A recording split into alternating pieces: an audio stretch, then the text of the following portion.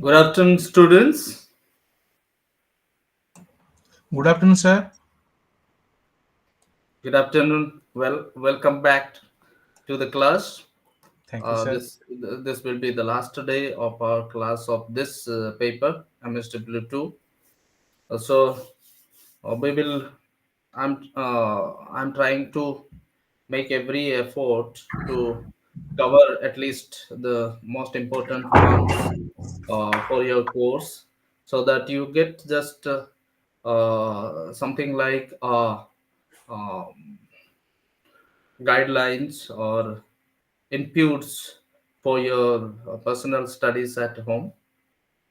So today we have to cover uh, very important topics of social work profession in India, its evolution, how it has really uh, grown into a profession, and um, it is going to be very vital for you to conceptualize actually how social work has different practices in India have led to make social work profession and where it is uh, standing at present. Uh, Let me share the PPT presentation that I have prepared for you all.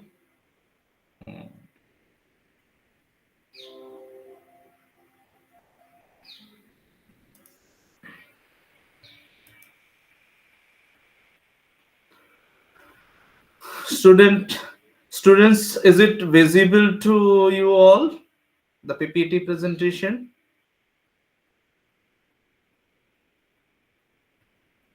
Students, am I audible to all?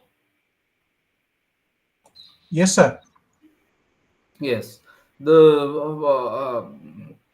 I'm trying to show you in the screen, is it visible to you as Yes, well? sir. Social work and Christianity. Yes, yes. Social Yes. work and Christianity. That's fine. Let's continue. Uh, as most of you know already, that Christianity is not indigenous to Indian society. It has come from the West, particularly when Britishers were ruling the country. Some Christian missionaries made it to get into the country for their missionary work, and um, for many other purpose. It makes sense from different aspects as well. So they came to India, particularly when we look from the development perspective. They came to India for their missionary work, and they also engaged themselves in different social welfare activities, particularly in the gray areas, tribal and inaccessible areas, to improve the living condition of people over there, because Christianity has many uh, basic tenets or beliefs about human service and human development that we are going to see just in a capsule today. Then of course we will move towards other topics as well. Before that, let us have a look, uh, a cursory glance to some of the social work basic tenets and how it relates to social work practice in India and how it has contributed for the development of social work in this country. So, Christianity, it was found. It is a foreign religion. It came to India, as I said you, during the uh, 16th and 17th century. They started their missionary work and started to work in different aspects of social development here. And one of the most important philosophy that guides Christian way of life and Christian work for development of humanity. That is, service to man is service to God. It is one of the founding foundation of Christian belief, that if you are serving your fellow being, if you are doing something good to your fellow being, that turns onto God the Almighty. Then, basic tenets of Christianity, we will have a brief look. Uh, the whole entire things that Christianity bears is contained in 10 commandments. It is believed in Christianity that these 10 commandments were given to Moses, who was a prophet of God. Through Moses, these messages were given to, these instructions were given, passed to humanity, how human beings should live on earth, to cherish the philosophy of Christianity and have eternal life after their death. As like other religions that we have seen already, other major religions that we have seen, it also goes with the similar spirit of loving people and helping them in time of their need, and live a very disciplined and this one virtuous life, so as to have eternal this one redemption from sufferings. That's what we can call. So, God the Almighty, creator of God, one who is the Father, who gave these commandments, these are you believed to be the command of God to humanity, how they should live on earth. So, first among them, first important uh, commandment is, I am the Lord your God, you shall have no other gods before me.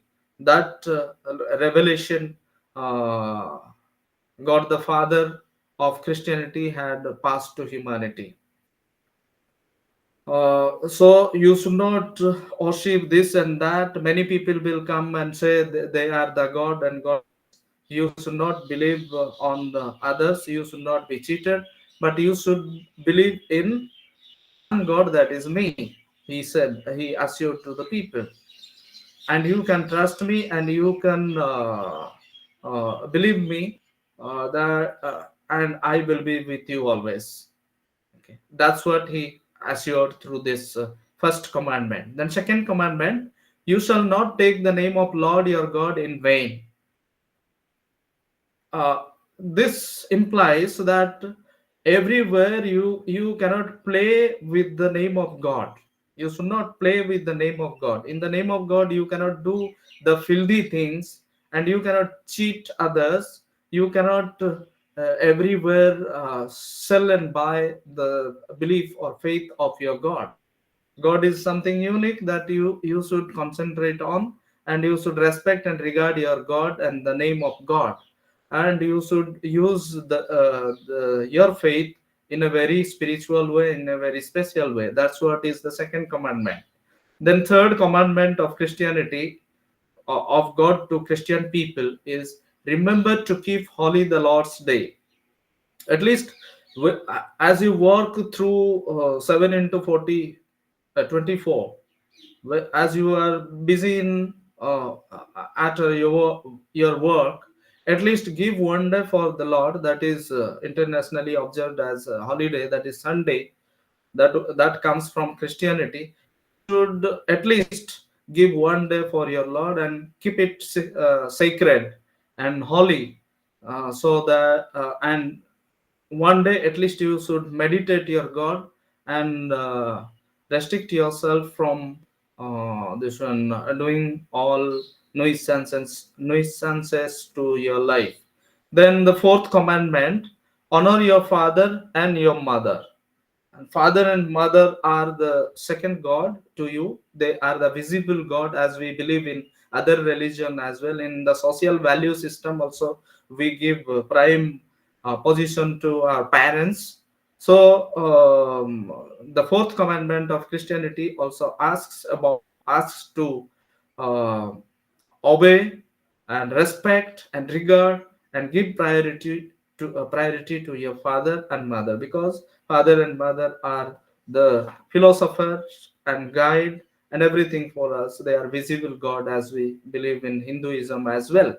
So Hinduism and many other religion, nobody disrespect mother. No holy book prescribes to disrespect their parents. So that is important. Then you shall not kill. I mean, this is also part of the Asian part of the yeah, Buddhism and Jainism, where no religion actually allows you, approves you to kill others. So shall not kill others. You should not spoil others' life. You should protect, rather you should protect others' life, help others to live a good life. So you should not kill. Then you shall not commit adultery. It is about sexual indulgence. You should not commit adultery. You should not cheat your husband or wife. You should be faithful to your this one partner. You should be faithful to your life partner, and you should maintain chastity on that. Then sixth commandment is your you shall not steal. You should not steal, or you should not engage in any kind of corruption that is undue to you. You should be justful. You should maintain justice. You should not deprive others from their possessions. You should not illegally take away others this one wealth and property.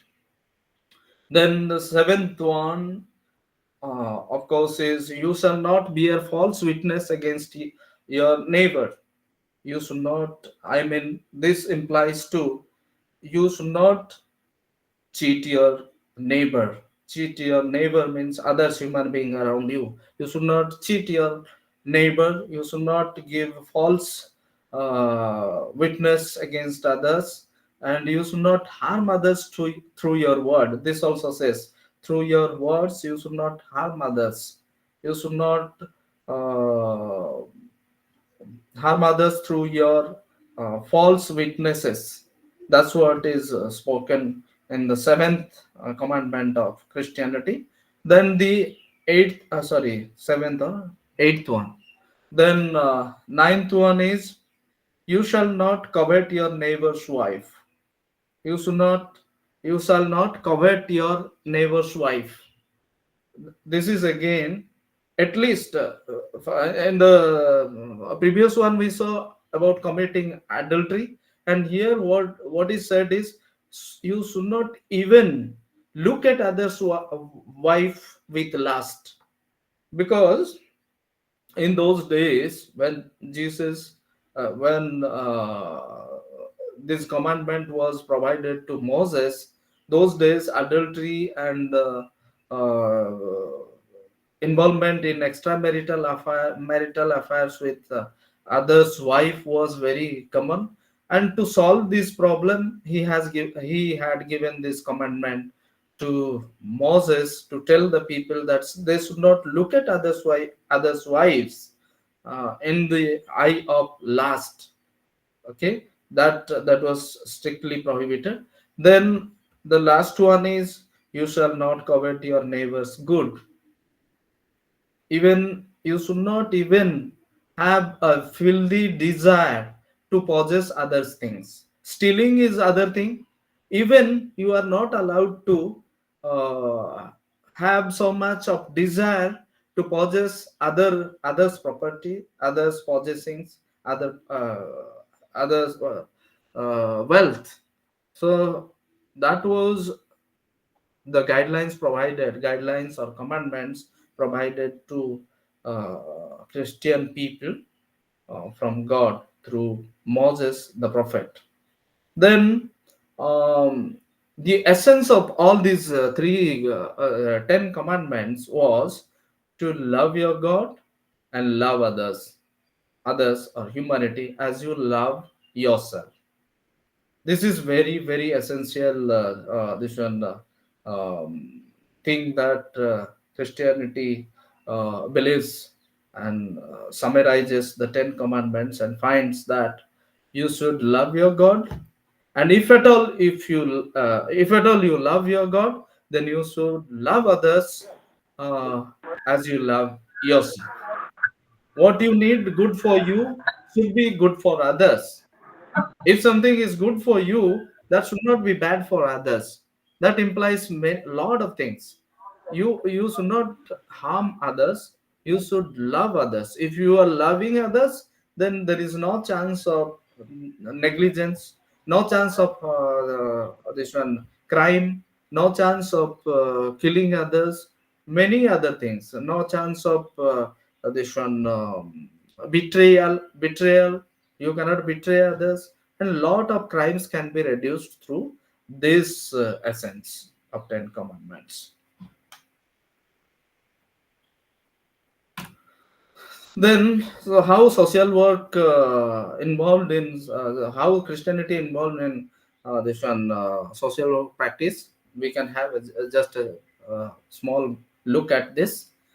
Church under Christianity is the center of has become the center of learning and development under Christianity. Through church, many people, of course, they preach their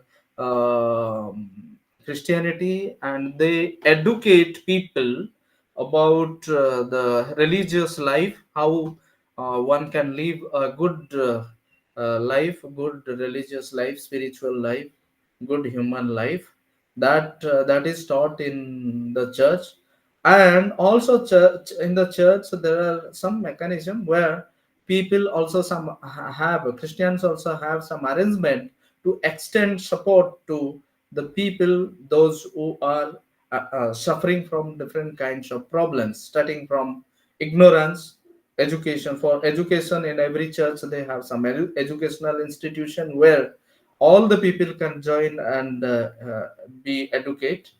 Then health centers, dispensaries are also attached to every church, every parish. They have a region or mandal called parish where they usually make available all these things, health facilities and educational facilities, where the people from the nearby areas and villages, in particularly in rural belt, come over there and avail all these facilities. And there are also counseling services, counseling centers for the people, those who are disparages, those who are emotionally imbalanced, those who are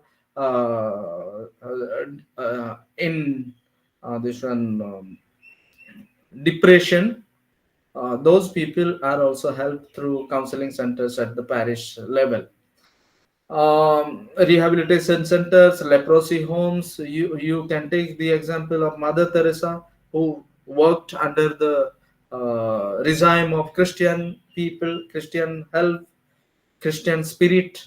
Then orphanages. There are a lot of many orphanages all over the country, different places, to help and support the orphan people, orphan children. They also pick children from different drains and roadsides, so those who are actually uh, left behind by their parents for various factors. Dispensaries, colleges, vocational training centers, welfare, social welfare programs, also different NGOs and charity programs are also undertaken by Christian people. And you will see, of course, modern education was started during the British period, and most of the leading colleges, educational colleges in India, happen to be started by Christian missionaries and Christian people all over the country. And particularly, social work was brought to India by a social missionary. We will see that later on in this today's class. So they have a special contribution to the development of education, health, and other services in India, particularly aiming at the deprived and weaker members of the society. Then community development program, tribal development, social justice, women empowerment, then child development, healthcare services. All these are the prime parameters or indicators of social work, contribution of Christianity to social work. Then now we will see block 3 in a quick move. We will see block 3, that is Gandhian social work. Gandhian social work came from the philosophy of Gandhi, who is known as the father of the nation, known as father of nation, and we worship him not less than a god, godfather of India. His sacrifice, his ideal way of life, his total involvement, total engagement, total renunciation for the development and upliftment of the people, those who are in problem, not only in India, even elsewhere, different parts of the world. He is very much known as an icon of humanity, peace, and fraternity, and he has guided a lot in the field of philosophy and in the field of social work. He has, and in the field of law, in the field of law and social action, he has really made a special niche for him and for India as well. As well, he has made India a proud country of great philosopher. Okay, and his philosophy happened to make a significant mark in the development of social work philosophy in India. That's why his philosophy, his way of social work, he had conducted many experiments, many this one test he had conducted, and he has shown the world how social work can be practiced in a distinct way. And India had a distinct way of conducting social work or practicing social work that he has shown through his social work, and that is altogether known as Gandhian social work. In the first unit, we will see, we are asked to learn about Gandhi's perception of an ideal society.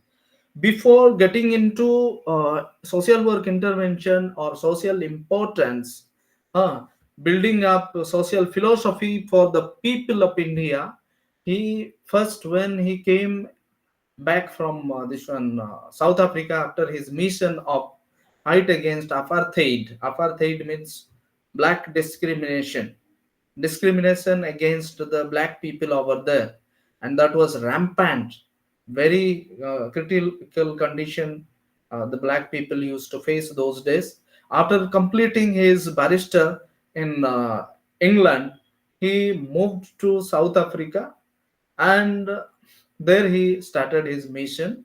And after that he came to India, and when he came to India, after his full-fledged development of his philosophy, when he was mature, he got into India and tried to understand the social situation of India. Okay, Gandhi, he wanted to have a complete perception, exact perception of ideal, first perception of the society, then he visualized for an ideal society in India. First he had to understand, that is called assessment in social work. He assessed the real situation of India. He saw that there was this one there were beggars, there was inequality, there was no just lack of justice in India. People were very much given themselves, given people had given themselves to different substance abuse like alcohol and drugs. Then there was gender inequality in the country. People were not very much honest, people were disturbed. The legacy of British diplomacy had made them really suffer for centuries. Then people were bereft of human dignity, and many people were under the bondage of poverty and different kinds of exploitation all over India. That's why he said in his dream society, after understanding this kind of situation in India, he dreamt of a uh, ideal society that is very popularly known as Ramarajya. In his Ramarajya, he visualized, he saw a vision of a unique society where there will be neither paupers. Paupers means poor people, beggars, or paupers, poor people. Okay, destitutes, without any means to live. Then there should be neither paupers nor beggars. Beggars should not be there in that society. There should be no paupers.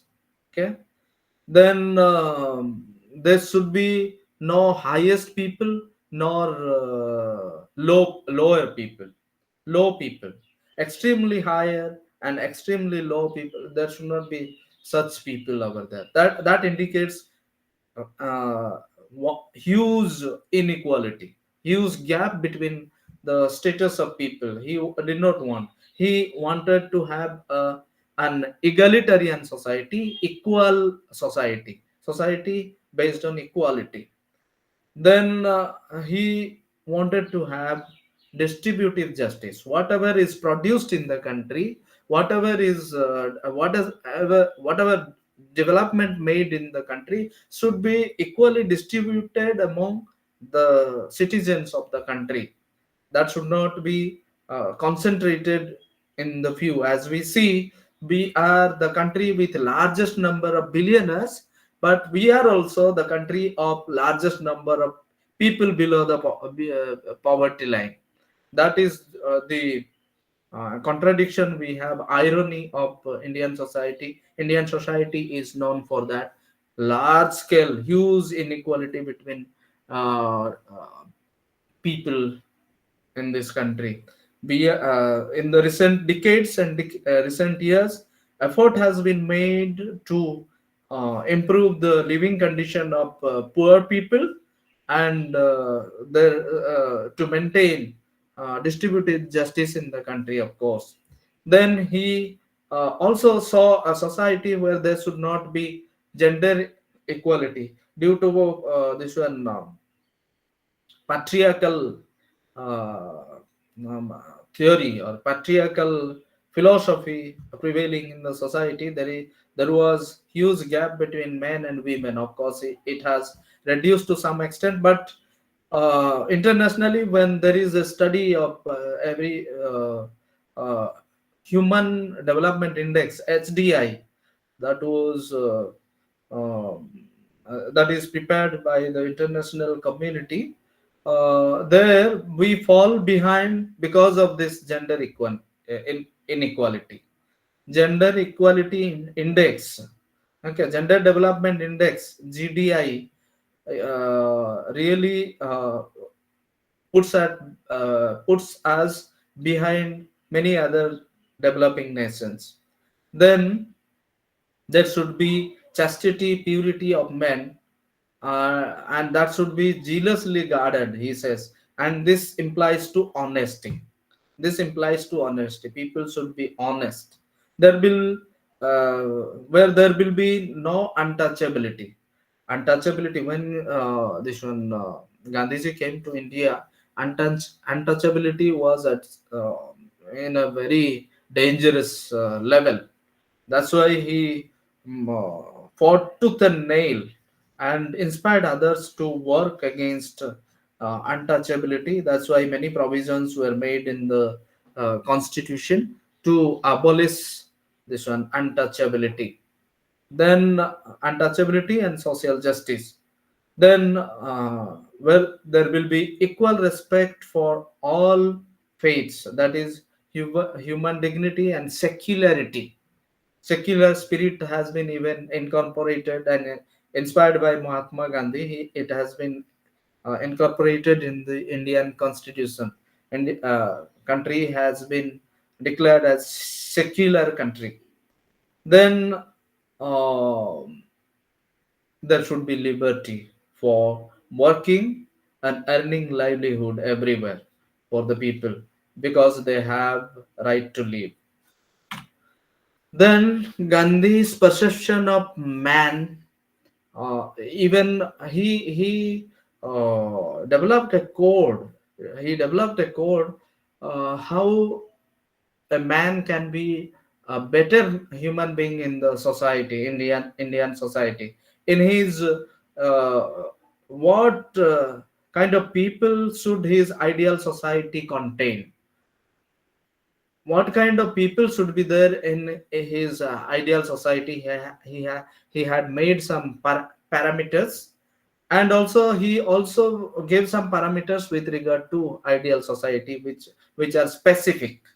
He had the philosophical vision in the previous chapter we saw, previous slide we saw, and here he gives some concrete this one parameters how you can judge a good society or ideal society in India, and how you can, because society consists of individual is the basic unit of this one society. So if one individual, if all the individuals are good and better, then society will be better.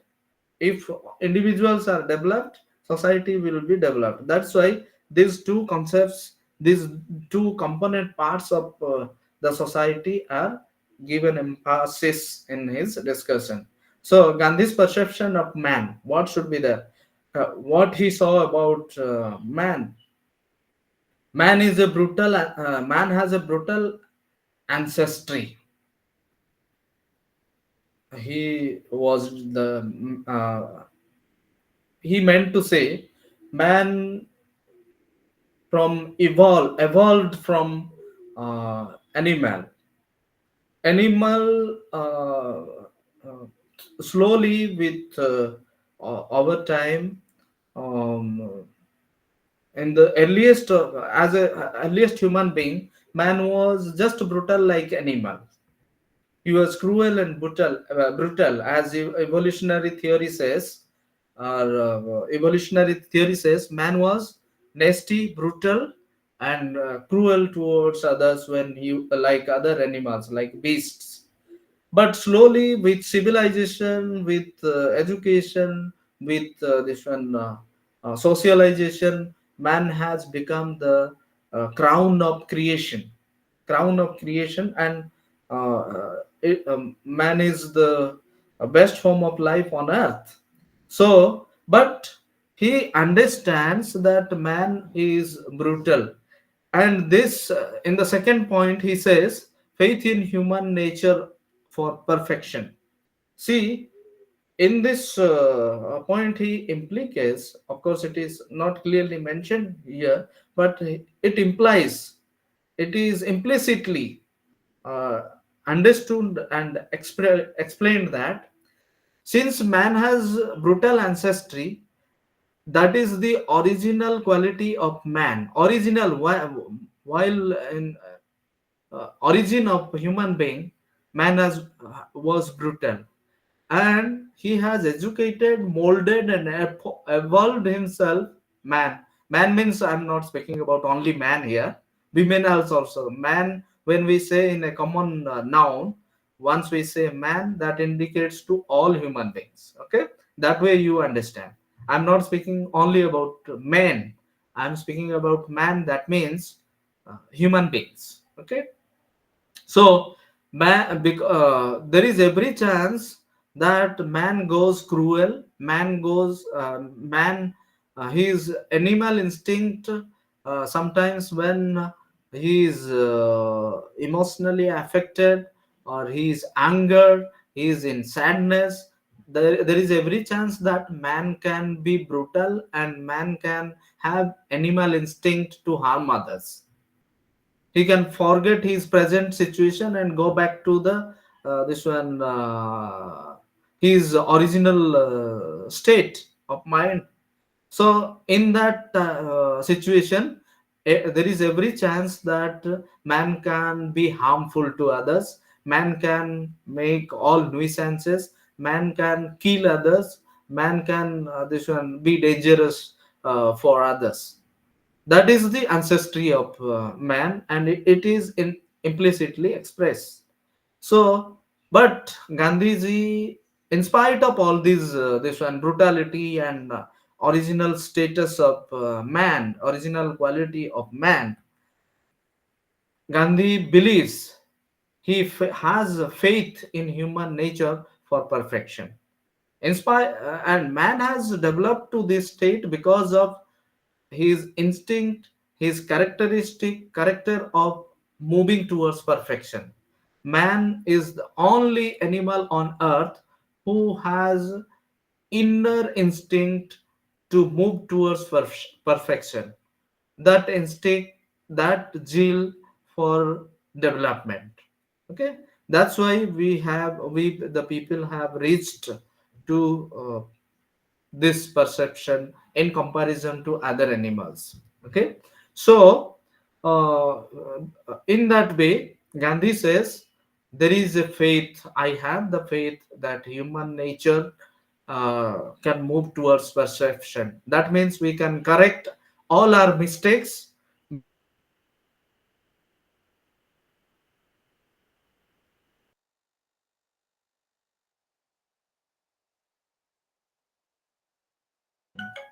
of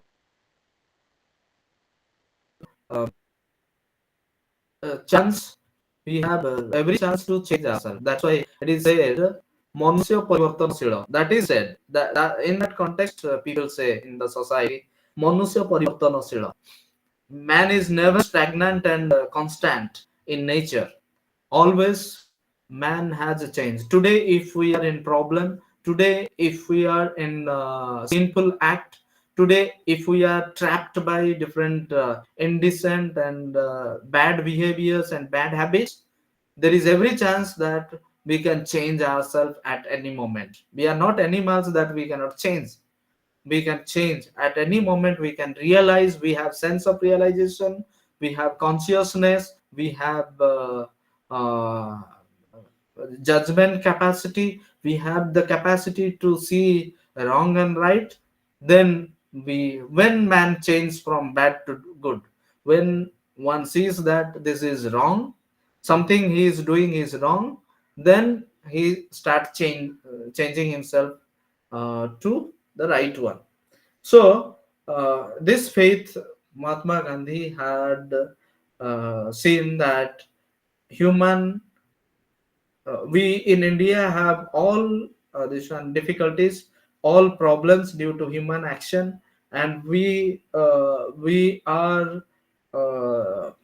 have gone wrong in some of the aspects, but there is every chance we can move to perfection. We can quit all these nuisances, good bad habits, and criminal activities, and we can move towards perception.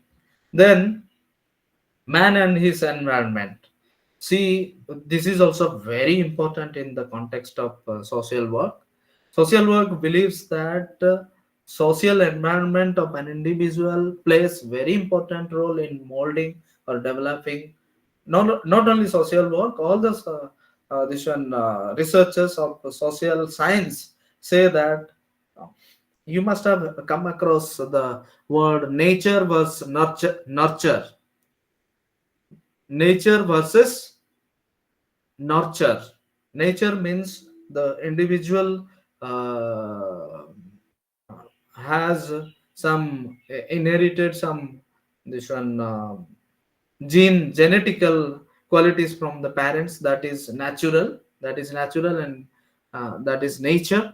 And nurture means all that inputs one has from his birth to death within his social environment, that really impacts in the development of an development or whatever growth and development of an individual.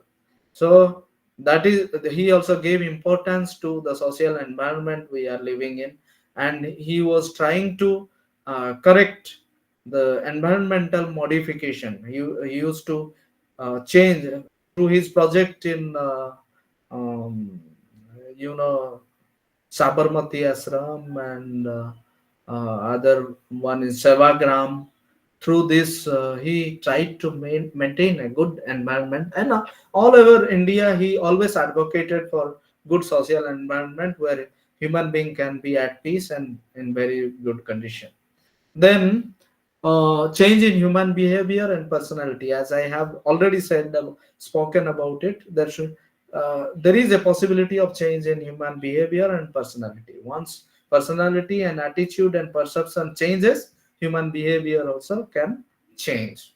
Then man's ultimate goal.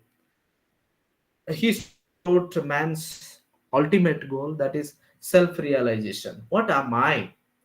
What is my ultimate goal?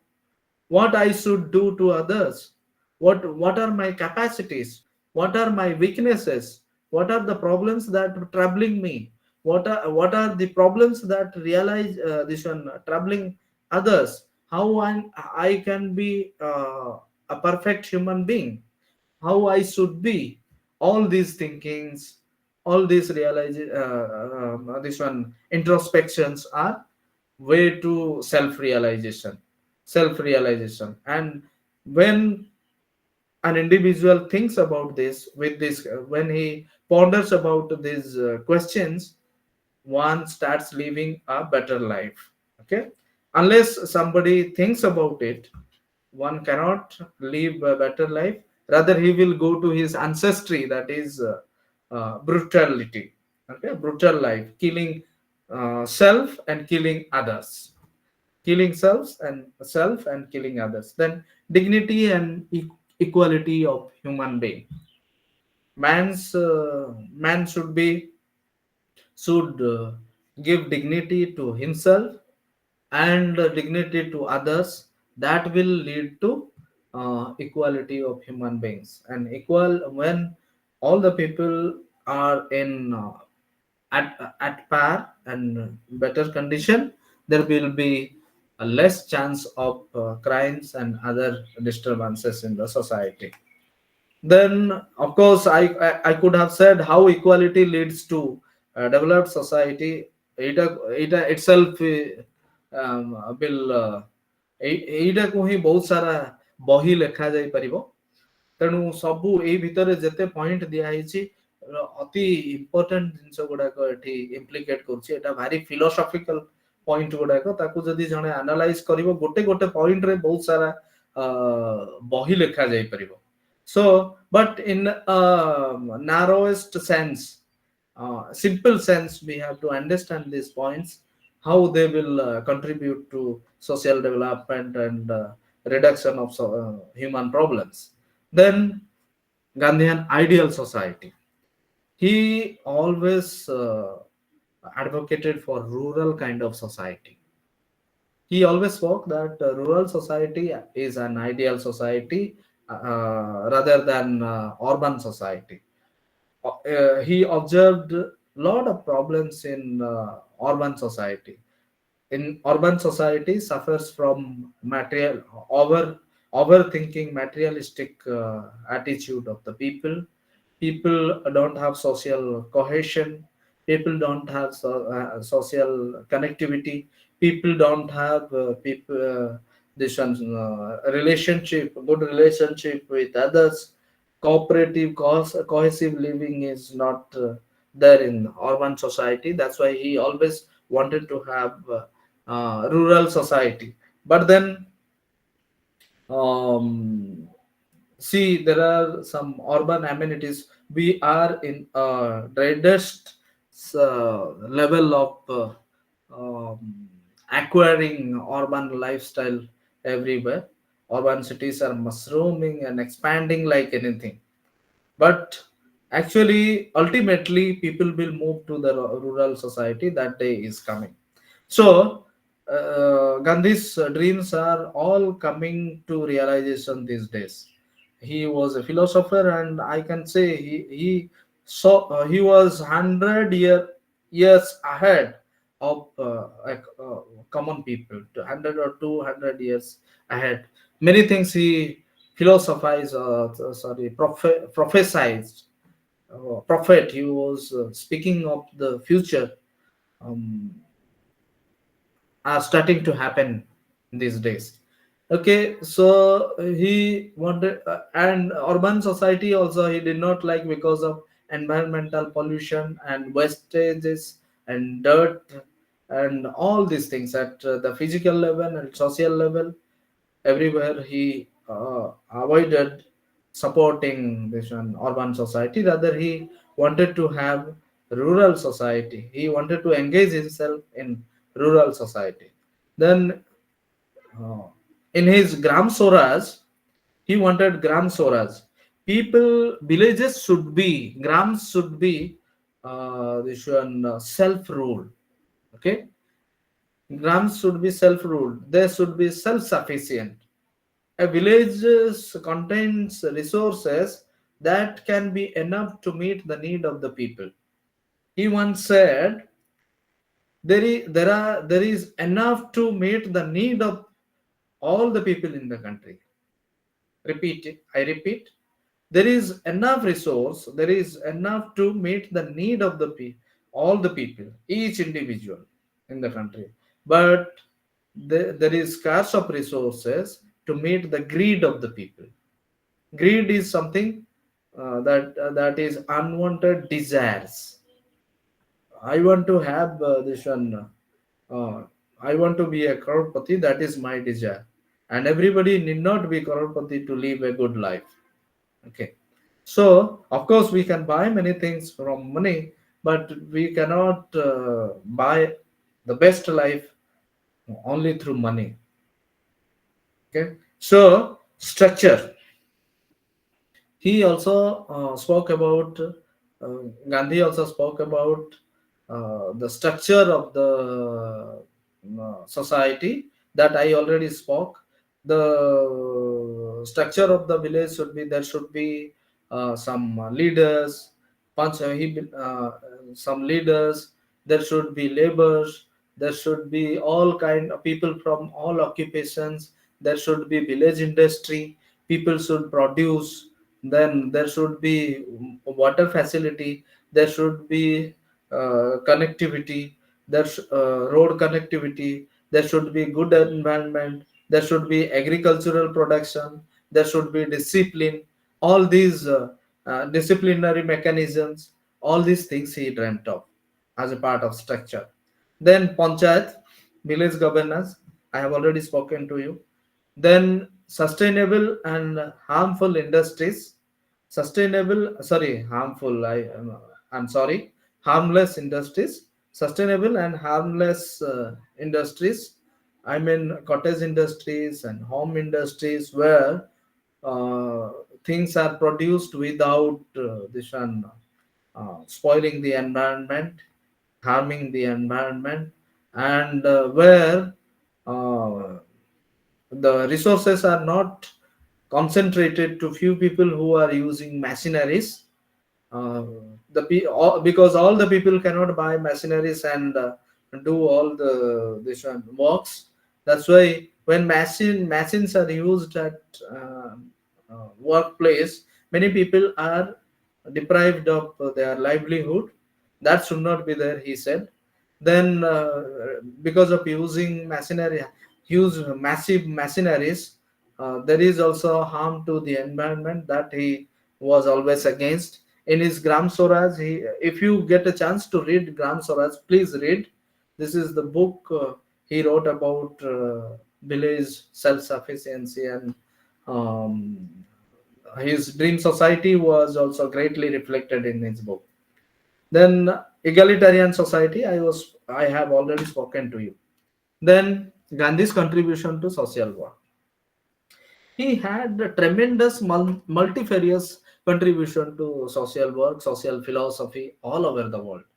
Most talented people and some of the very famous people like Dr.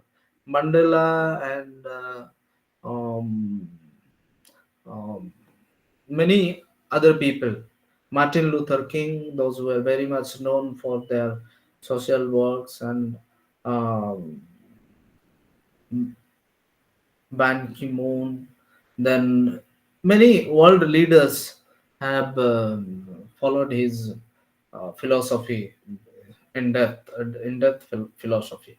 So his first contribution to social work was a unique method, that is satyagraha. Satyagraha, that is insistence for truth. Always stand for science and truth, logic and truth, logic and truth. Truth is what is supposed to be done. What is exactly right. Truth means, even in the context of Buddhism, and Buddhism, what is right. Okay. Truth is what is right, and Satyagraha upheld truth, and it was insistence for standing for truth. Okay, if the people are entitled for some rights, then they should get the right. That is the truth. They should have them. That is the right. If women should be respected, any woman should be respected. He should have that respect, and she should be respected. Okay, so that's what a simple example of standing for truth. Okay, and if that is not done, then we have to persistently, we have to insist that truth may happen. We have to make that truth is happening and truth is upheld. Then non-violence. For persistently working for this truth, we have to follow the path of non-violence. Not that we should beat others, harm others, kill others to uh, meet our truth.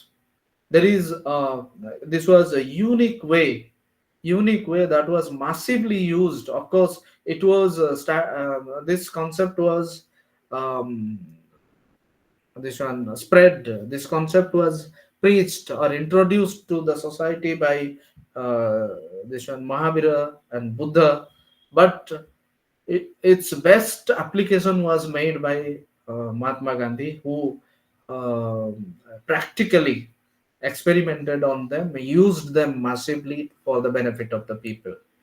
Then very much associated one, that is peace or Shanti. Then Sarvodaya, development of all. You understand what it is. Sarvodaya also was innovation of Gandhiji. He used this method at the level of people for the welfare of the people. Then he also spoke about brahmacharya. We have to maintain self-discipline, uh, not doing vulgar things, not speaking vulgar things other as well. There should be control over our senses, all the senses.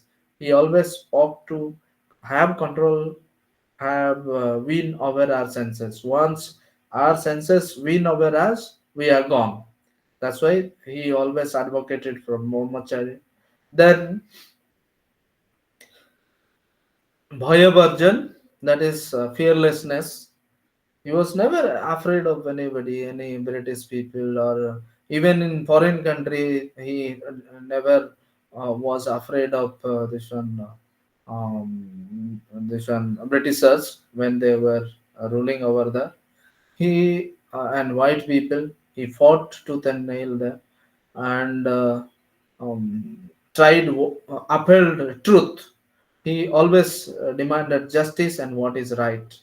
Then Sarvadharm Sambhav, he preached for respect for all the religions, secularism, secular lines. Okay, there should not be conflict or fight for religion. Then Shodesi, belonging to one's own country, or using one's own product, indigenous product, he always advocated for, because this makes you real, this one, self reliant. If you are dependent on the resources that are available to you at home, there is no greater thing than that. When always you are dependent on others for your goods and your services, then you are not self reliant in the society context, in the community context. Then Swashabhavana, that is anti-untouchability, that I have spoke quite a lot about that, and need not say that again. Then Samanta, equality, that is also, and Prajatantra also, democracy. He always believed in democratic values and principles. These were some of the very important concepts that were popularized by Gandhi while serving the people of India and for the development of people of India. Then Gandhi's Carter of Social Reconstruction. He was a famous. He was one of the premier people to look at reconstruction of Indian community, social reconstruction. Because when Mahatma Gandhi came back from South Africa in the year 1915 and went across the country to see the people, he thought his society has been broken down. The rural economy was broken down. The rural life of people has been completely disturbed. Many people have been wayward. Many people are engaged in this one substance abuse like alcoholism, and drug abuse. And British government has completely destroyed the tribal economy and village economy. People are running for industries. People are dwindling in ignorance. So these problems were there, and he thought, he saw, he felt that Indian society was just like uh, broken down. So then we think of reconstruction. When a house is broken, we see to or think to reconstruct it.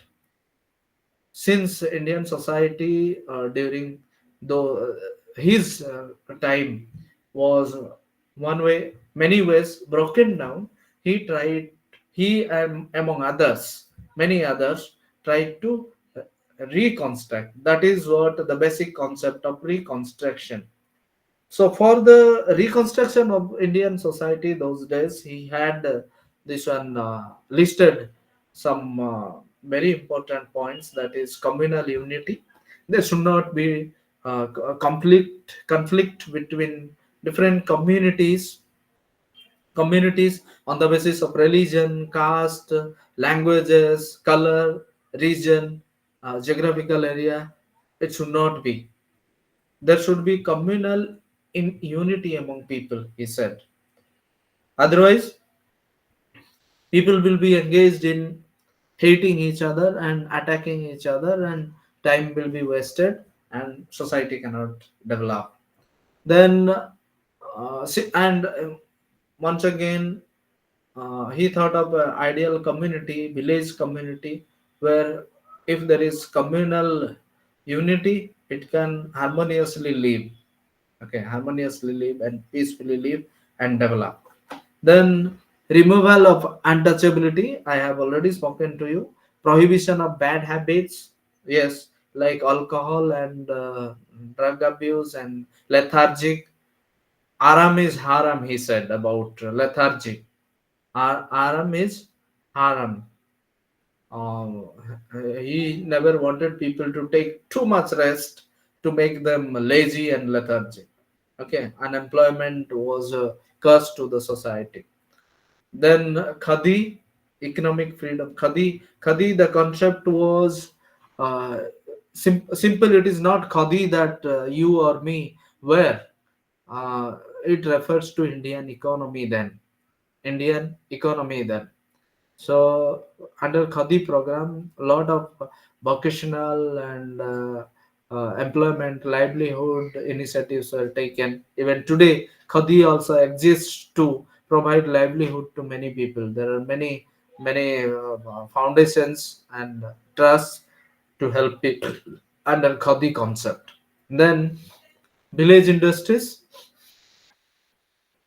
village and cottage industries were advocated or given importance in Gandhi's philosophy of reconstruction.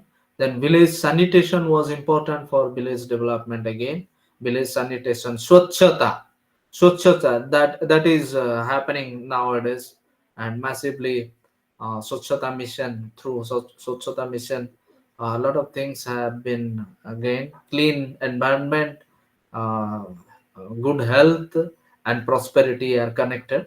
Then basic education, he also spoke about basic education, right to education for the people.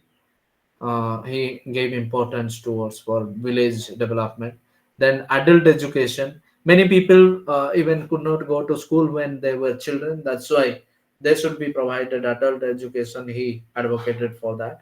Women empowerment, yes, that is also massively done nowadays. Women empowerment also given was given importance in Gandhi's ideal society.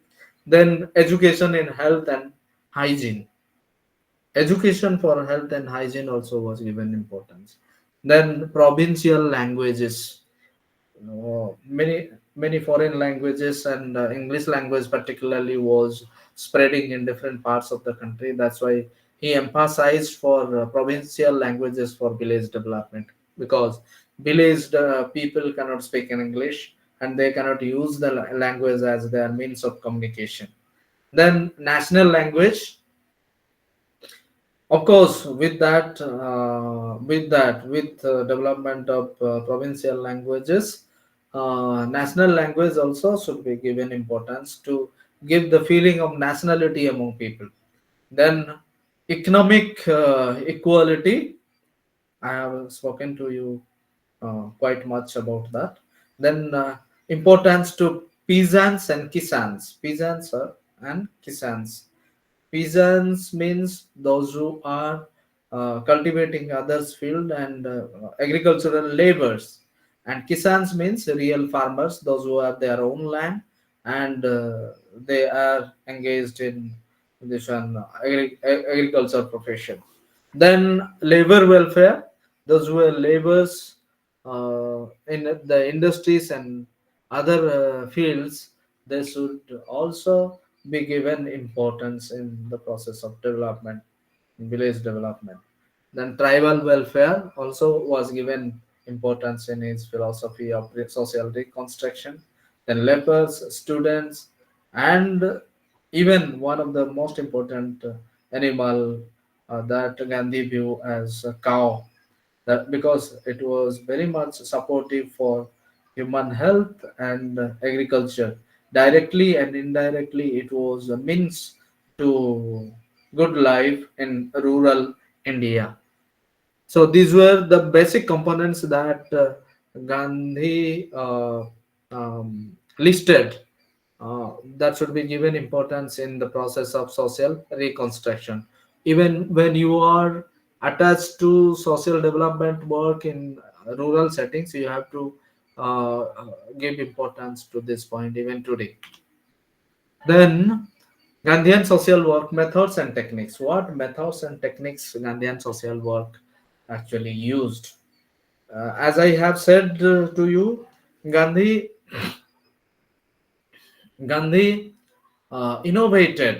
invented some of the unique methods and techniques that could be used uh, in um, social work. Particularly, he had his method was standing on the philosophy of satyagraha, standing for the truth, and always he advocated for satyagraha. And this concept has led the world social scientists and practitioners, development practitioners, massively to use in their planning and implementation. The most effective approach to move the perpetrators of injustice, satyagraha. It was a passive resistance. Passive resistance means meekly, without violence, without this one uh, loud this one protest. One can even influence others through passive resistance, meek resistance. And satyagraha also is known as relentless search for truth. You are not tired. You are not tired to search the truth with strong determination and with patience. When you try to establish truth in any part of the society, that is referred to satyagraha. Okay, techniques of satyagraha: how you can establish truth, how you can stand for truth, how you can stand for social development. That's what is this one. What are the techniques you can use? First is persuasion.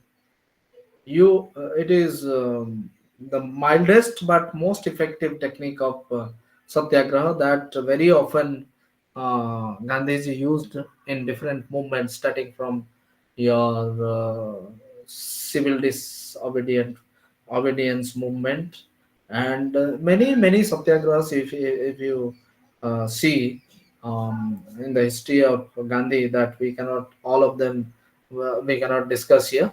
So persuasion, you are trying to influence others, tell others, and influence others' decision in a very passive way, and you are trying to persuade them, make them to take right decision.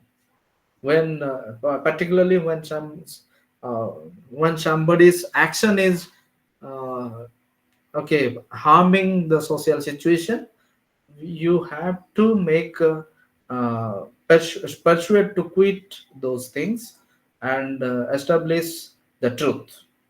Then auto suffering, sometimes it is also another technique that instead of making others suffer, instead of harming others, if you are taking the mildest technique of accepting suffering for that cause, people actually always appreciate that quality that Gandhi had used. Fasting, like fasting and fasting unto death, but it should be legitimate. It should be legitimate. If you see somebody who is fasting for a cause, that really immediately impacts have some impact on others, those who see that, and the people who are involved in that also, they are also very quickly affected. Instead of fighting, instead of quarreling with them, if you tell them that I am fasting for this cause, if you are not doing this, I will fast, then people are really moved by this situation. So Gandhi very often did this, used this technique to get things done instead of using violent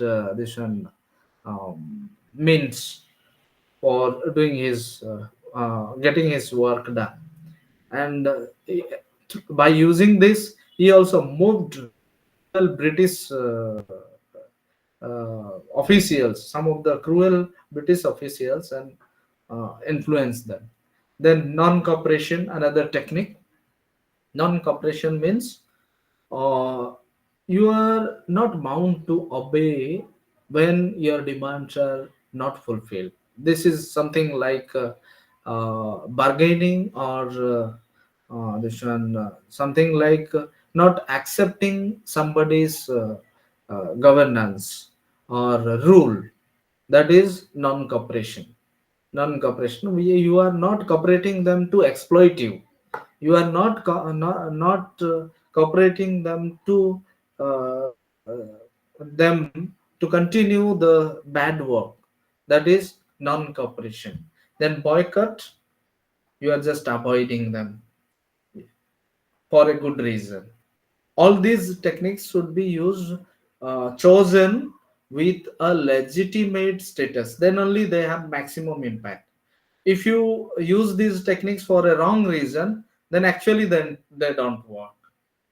If for a social reason, for a social cause, for truth you are using, they have very fast impact on the perpetrators, means those who are doing the wrong things. Okay. Then civil disobedience. This technique was of course used by many of the this one advanced or western countries like Germany and France those days, but then he used them very uniquely, massively, and popularized in India. Then picketing means, yes, he used these things to avoid their goods and services, rather destroying them, not using them. Uh, that is picketing. Instead of harming yourself and harming others, you can quit their goods and services.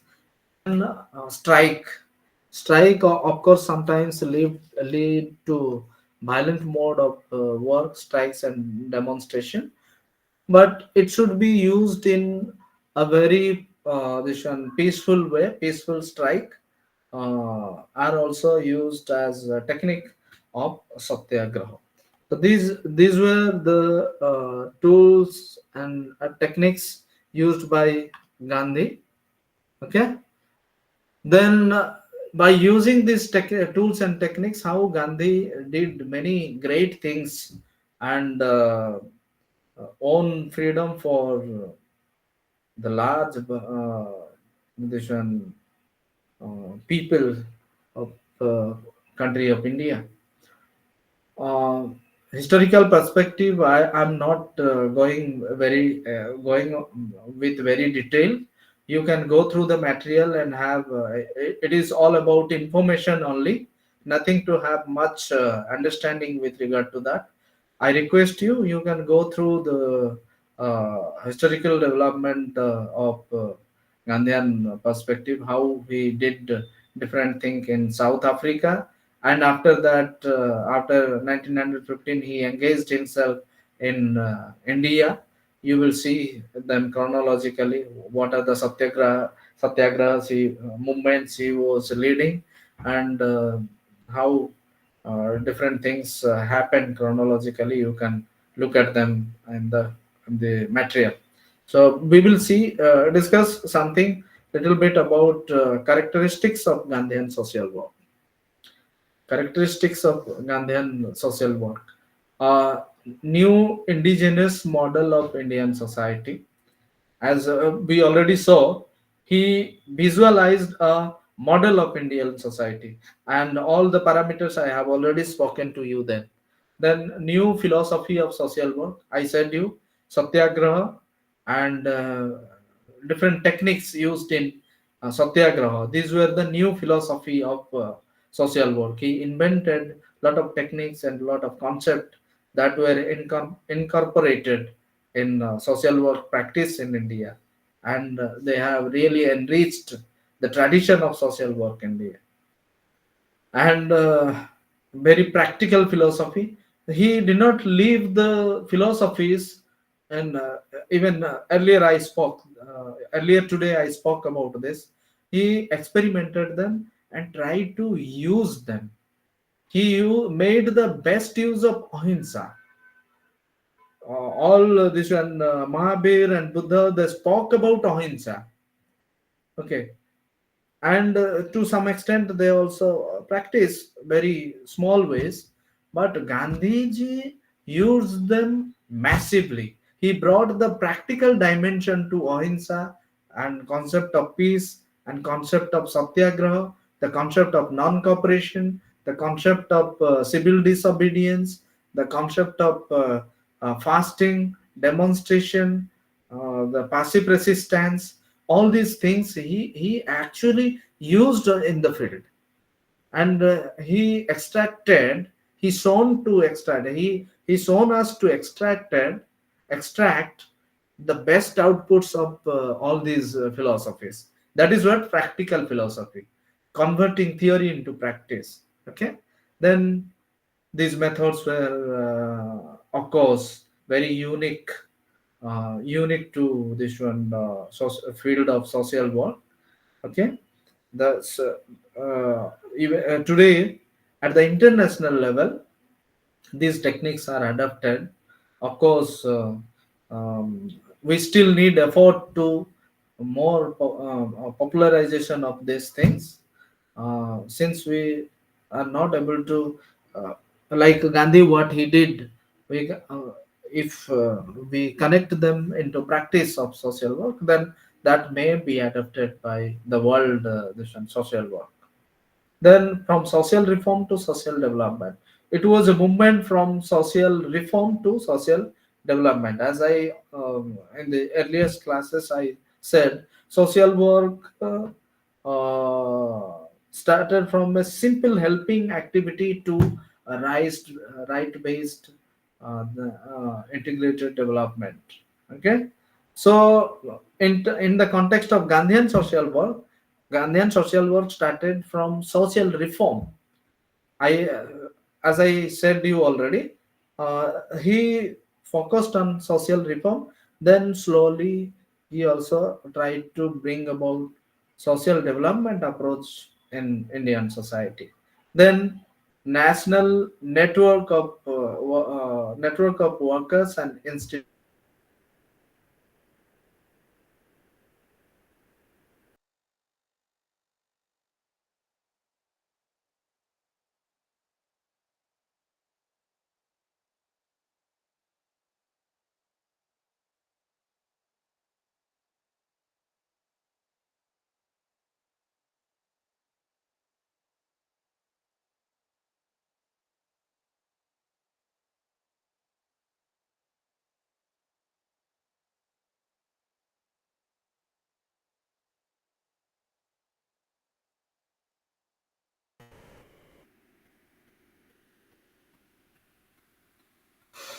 am I audible to you again?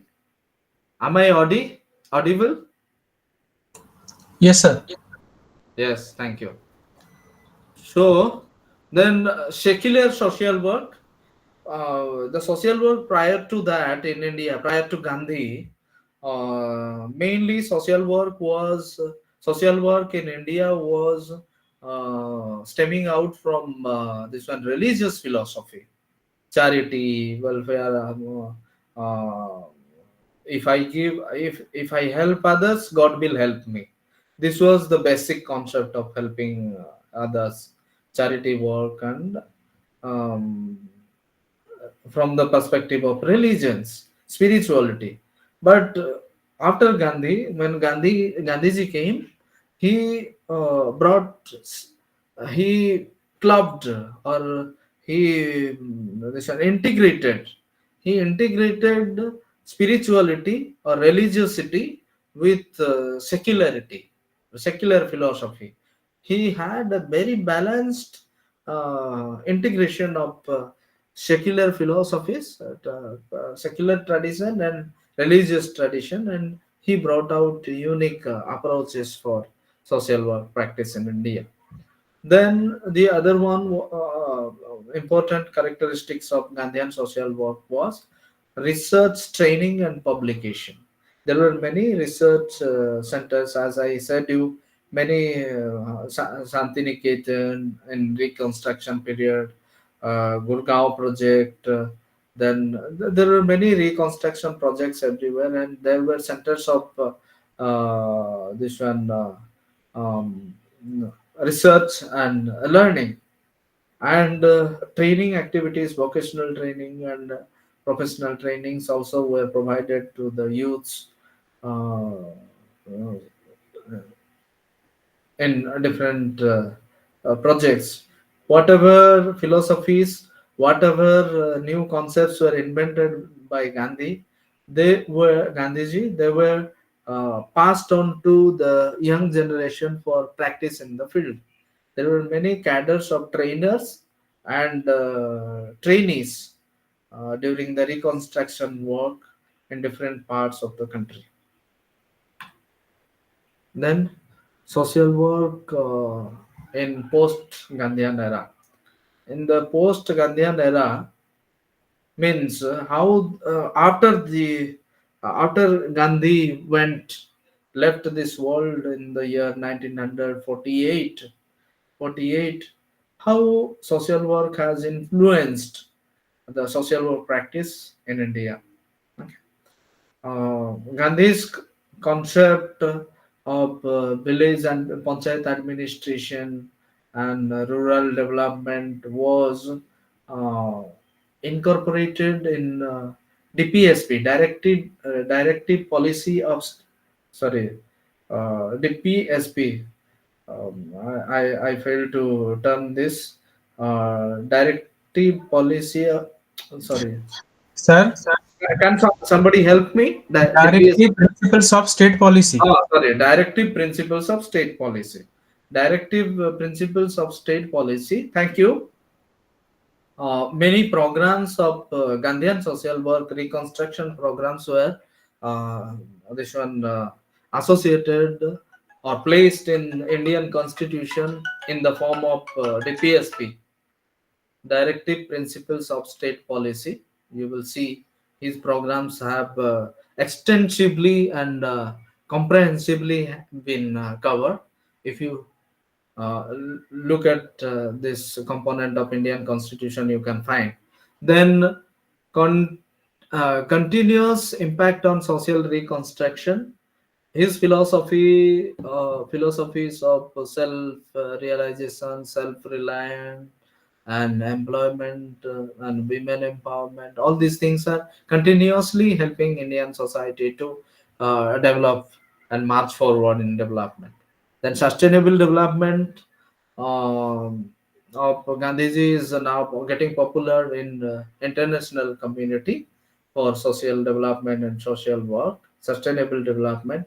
His book, as I again said, Gram Swaraj is very interesting dealing with sustainable development.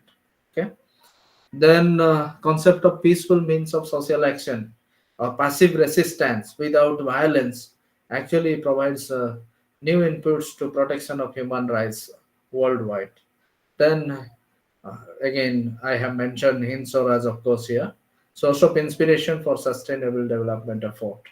Then Sochota has gained a global popularity. These are while writing about your this one, while thinking about or discussing about or this one, this material, of course, you can whatever I'm designing here in bullet points.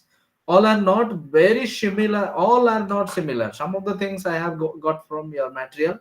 Some of the things I have brought from different resources and tried to put them in capsule for you so that it will be easier for you to understand and remember it particularly. So you must take note of them and use for your understanding and writing exam of your own. So particularly these points are not available in your material. I have composed them from different sources. Then different NGOs after Gandhiji, different NGOs continue to practice Gandhian reconstruction programs. Those were like Adim Jati Sevak Sangh for scheduled tribes, Harijan Sevak Sangh for scheduled castes, Sevagram complex for Gandhian this one, social work in Wardha, Maharashtra. Then Gandhi Memorial Trust and Gandhi Peace Foundation. There are several branches in Bihar and other places.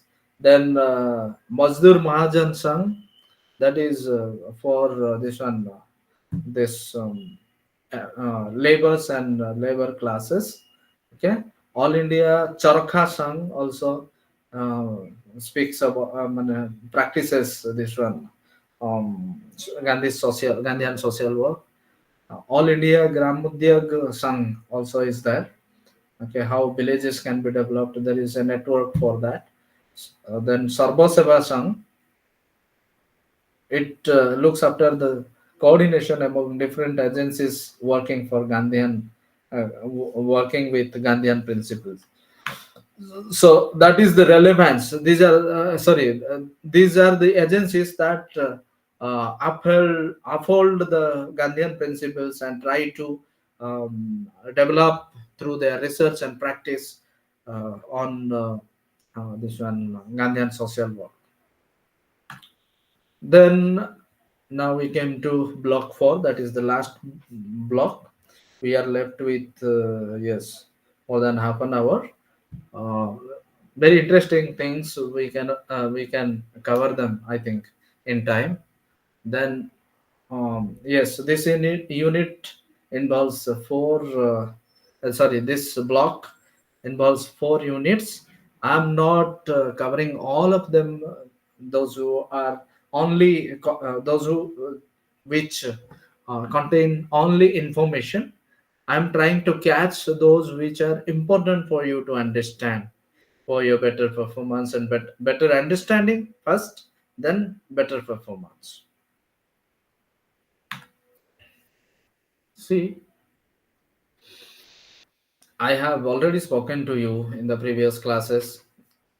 Still, I want to refresh that though social work was an age-old practice, still social work was not very much known to India till the first half of 20th century. First half of 20th century, almost uh, until the school of social work, first school of social work started in the year 1936. Okay, 1936 in Mumbai. That is known as TIS, Tata Institute of Social Science now. So, uh, in the second half or second half of 20th century, uh, this concept of social work and education of social work, professional growth of social work in India got its popularity and developed. Then um, social work education in India as a foreign subject brought from foreign philosophy was influenced by the pattern of development of social work education in USA, because the man who established social work institute in India uh, was educated in USA from Chicago University. I will speak about him. That he was Clifford Marshall. You can see the name here, Dr. Clifford Marshall. So he studied in Chicago University, and first development of social work under Tata Institute of Social Science was greatly influenced by the Western philosophy. Okay, that in problem we will see. Then uh, charity organization society, one of the very premier institute of USA started a short training course for the first time in 1898. 1898, in the under the guidance under the affiliation of University of Pennsylvania in USA. She was the first person to think of. First, she was engaged in charity organization society. That was one of the social service organization in USA, and she dreamt of taking social work ahead. And she first wrote a book named Social Diagnosis in 1917. Okay. Prior to that, she also took initiative to establish a provide training course for the overseers of the poor or friendly visitors, those who went to families to understand the problem of people and provide support. She felt the need to train these people That's why she started a short training program in under Pennsylvania University in New York in 1809. Sorry, 1898.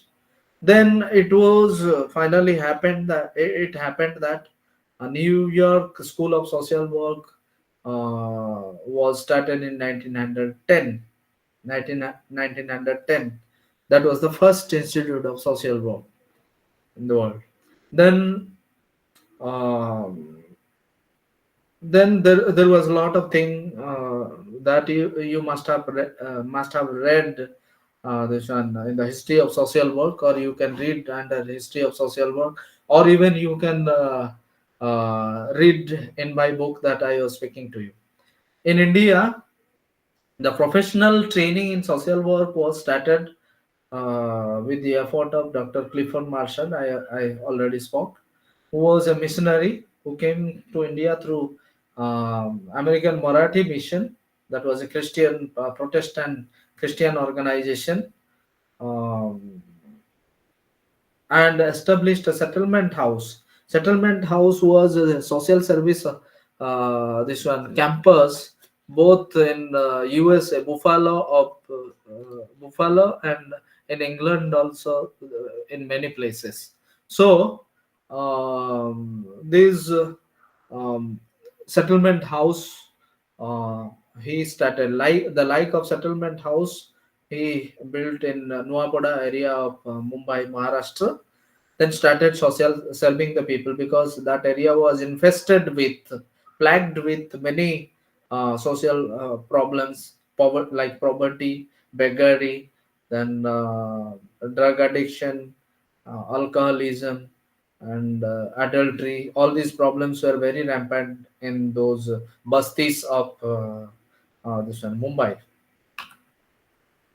Then, with the finance of Sir Dorabji Tata, the Tata Institute, Tata was the um, this one ancestor of this one Tata Institute. He provided fund to establish a small school with a bachelor degree of social work that was known as Sir Dorabji Graduate School of Dorabji Tata Graduate School of Social Work, and that is later on known as Tata Institute of Social Sciences in 1944. That I'm just giving a glimpse of social work, history of social work, development of education in India. Okay, then first curriculum was introduced in 1936 by Tees. Okay, in very limited subjects of social casework, administration, and research. There was not full-fledged this one course. It was slowly developing. Almost for a decade, uh, this TEAS was the only social work institute in all over India.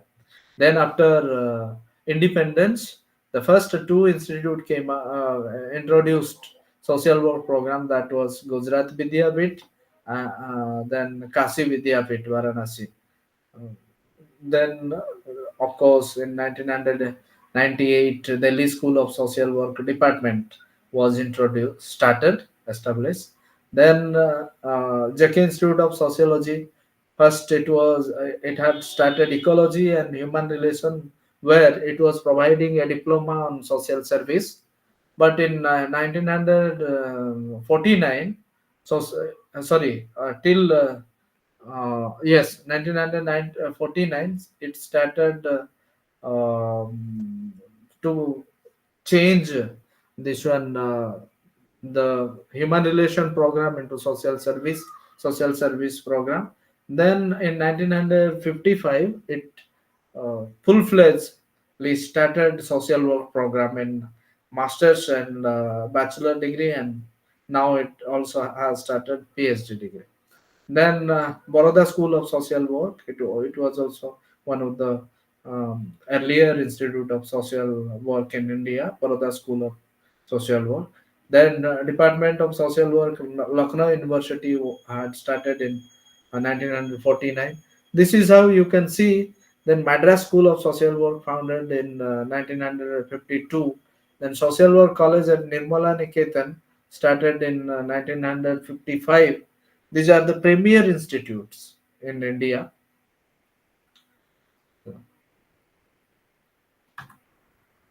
Then uh,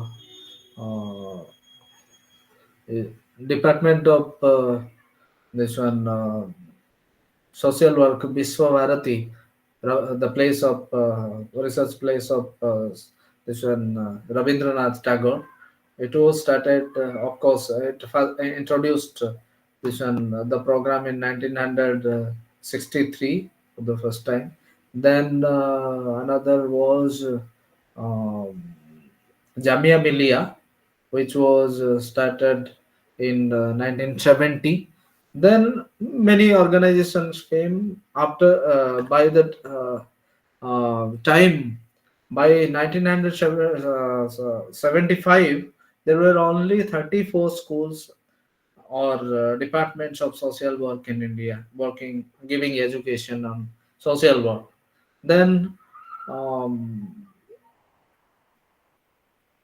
India, there was a mushrooming growth of social work and Department of Social Work in the first decade, okay, last decade of 90s to from 90s to 1990s to 2010, there were mushrooming social work institute, and this one in 2004 it was surveyed and estimated that there were more than 200 schools of social work across the states of India, excluding the state of Bihar, which doesn't have a social work institute till today. Then, of course, now IGNU has, which we are engaged now in, is another important institute. We cannot leave it behind. Leave it behind talking about social work. It has started. It started this one a bachelor degree program in 2004. Later on, added MSW, and now it is providing even PhD and many other diploma programs in social work. PG diploma, a diploma program in social work. Then another, I spoke to you about professional development of social work. Uh, uh, Development of professional organization also is an important part. First professional association was started in 1959, that was known as Association of Schools of Social Work in India. But it was the Association for Schools for Social Work. It is not very much known and vibrant because many of the institutes of social work did not join it.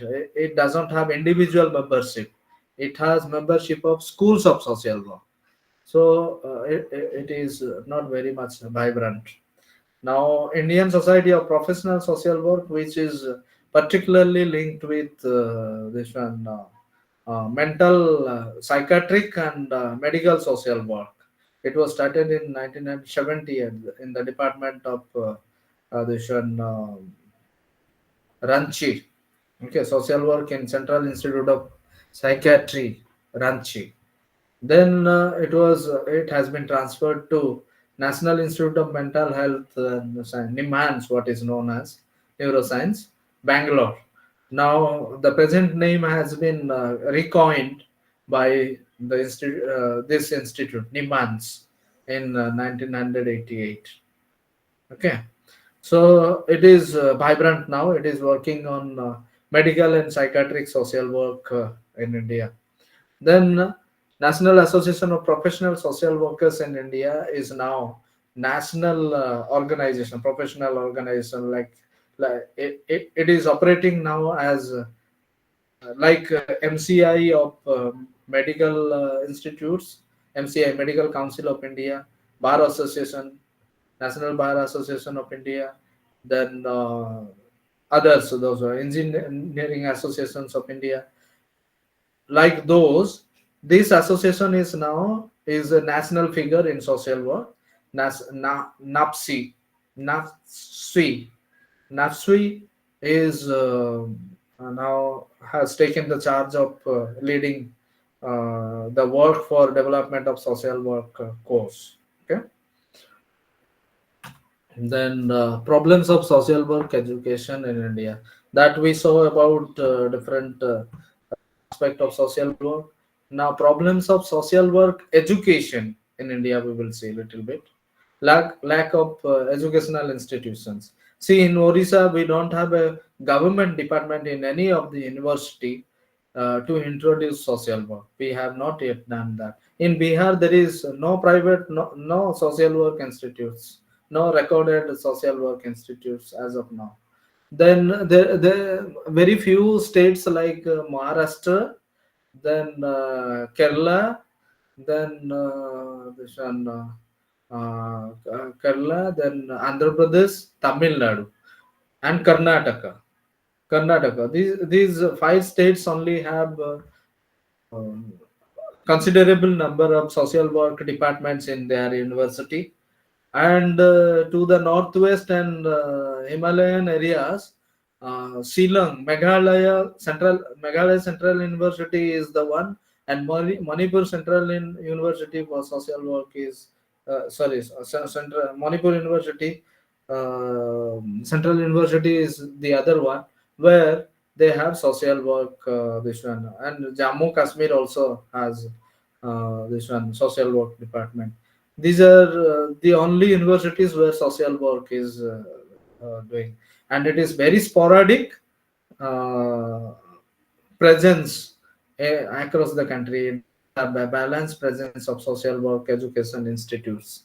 That always creates problem in getting access to proper social work education in India. And there are also other factors uh, due to which educational institutions are not growing at proper pace. Then there is no national curriculum framework. Every profession and all the branches of education have their national curriculum framework, but social work doesn't have, because the work is on. Nafsi is actually working on that. We have not yet been able to do that.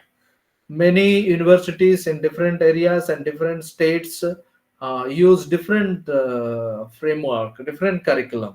There is no single standardized curriculum um, has been developed for social work education in India yet. And all the there are many this one there are many universities and departments which have below standard curriculum framework. Those are not at all standardized, and that is due to okay apathy of the government system and many other problems that has led to, and the lack of social recognition, apathy of many of the educationists really has let it uh, in the drawback of development. Okay, then urbanized nature of education. See, most of the social work education are in the urban settings. Urban settings, unlike Gandhian philosophy, they actually larger work is needed. Work for development is needed in rural areas in Indian context. Of course, in other countries, urban area needs more social work, because urban people are in bad condition of bad working conditions with a lot of problems. But in Indian cases, we need more work, development work in rural area. But the situation of social work education is mostly viably, practically located in the urban areas, and most of the urban students go for social work education. Those who have no this one exposure to rural setting and rural economy and rural living, That creates problem in this one, connecting social work theory with practice. Then it is heavily dependent on the borrowed philosophy of the West. As I have already spoken to you, most of the philosophies of social work has have been borrowed from the Western countries, and which are sometimes less relevant to the Indian social situation, and we still need to develop the contextualized um, materials and philosophy and components of social work education in the Indian context, Indian social context. Okay, I'm very much in the effort of that. In my book also, I have placed some of the issues of that, and in the future, I'm trying to do that to really add some value to social work literature in the context of India. And then very few specializations we have, uh, though the scope of this one operation of social work is very vast. There is a vast scope of operation of social work, but our educational institutes provide very few specializations. See, I have maybe I have yeah. Later on, we will discuss about the areas where social work can be operated, but in comparison to those areas, we have very few specializations like this one community development, then labor welfare, then medical social work. Very few institutes have. Then this one psychiatry also, we have not developed much.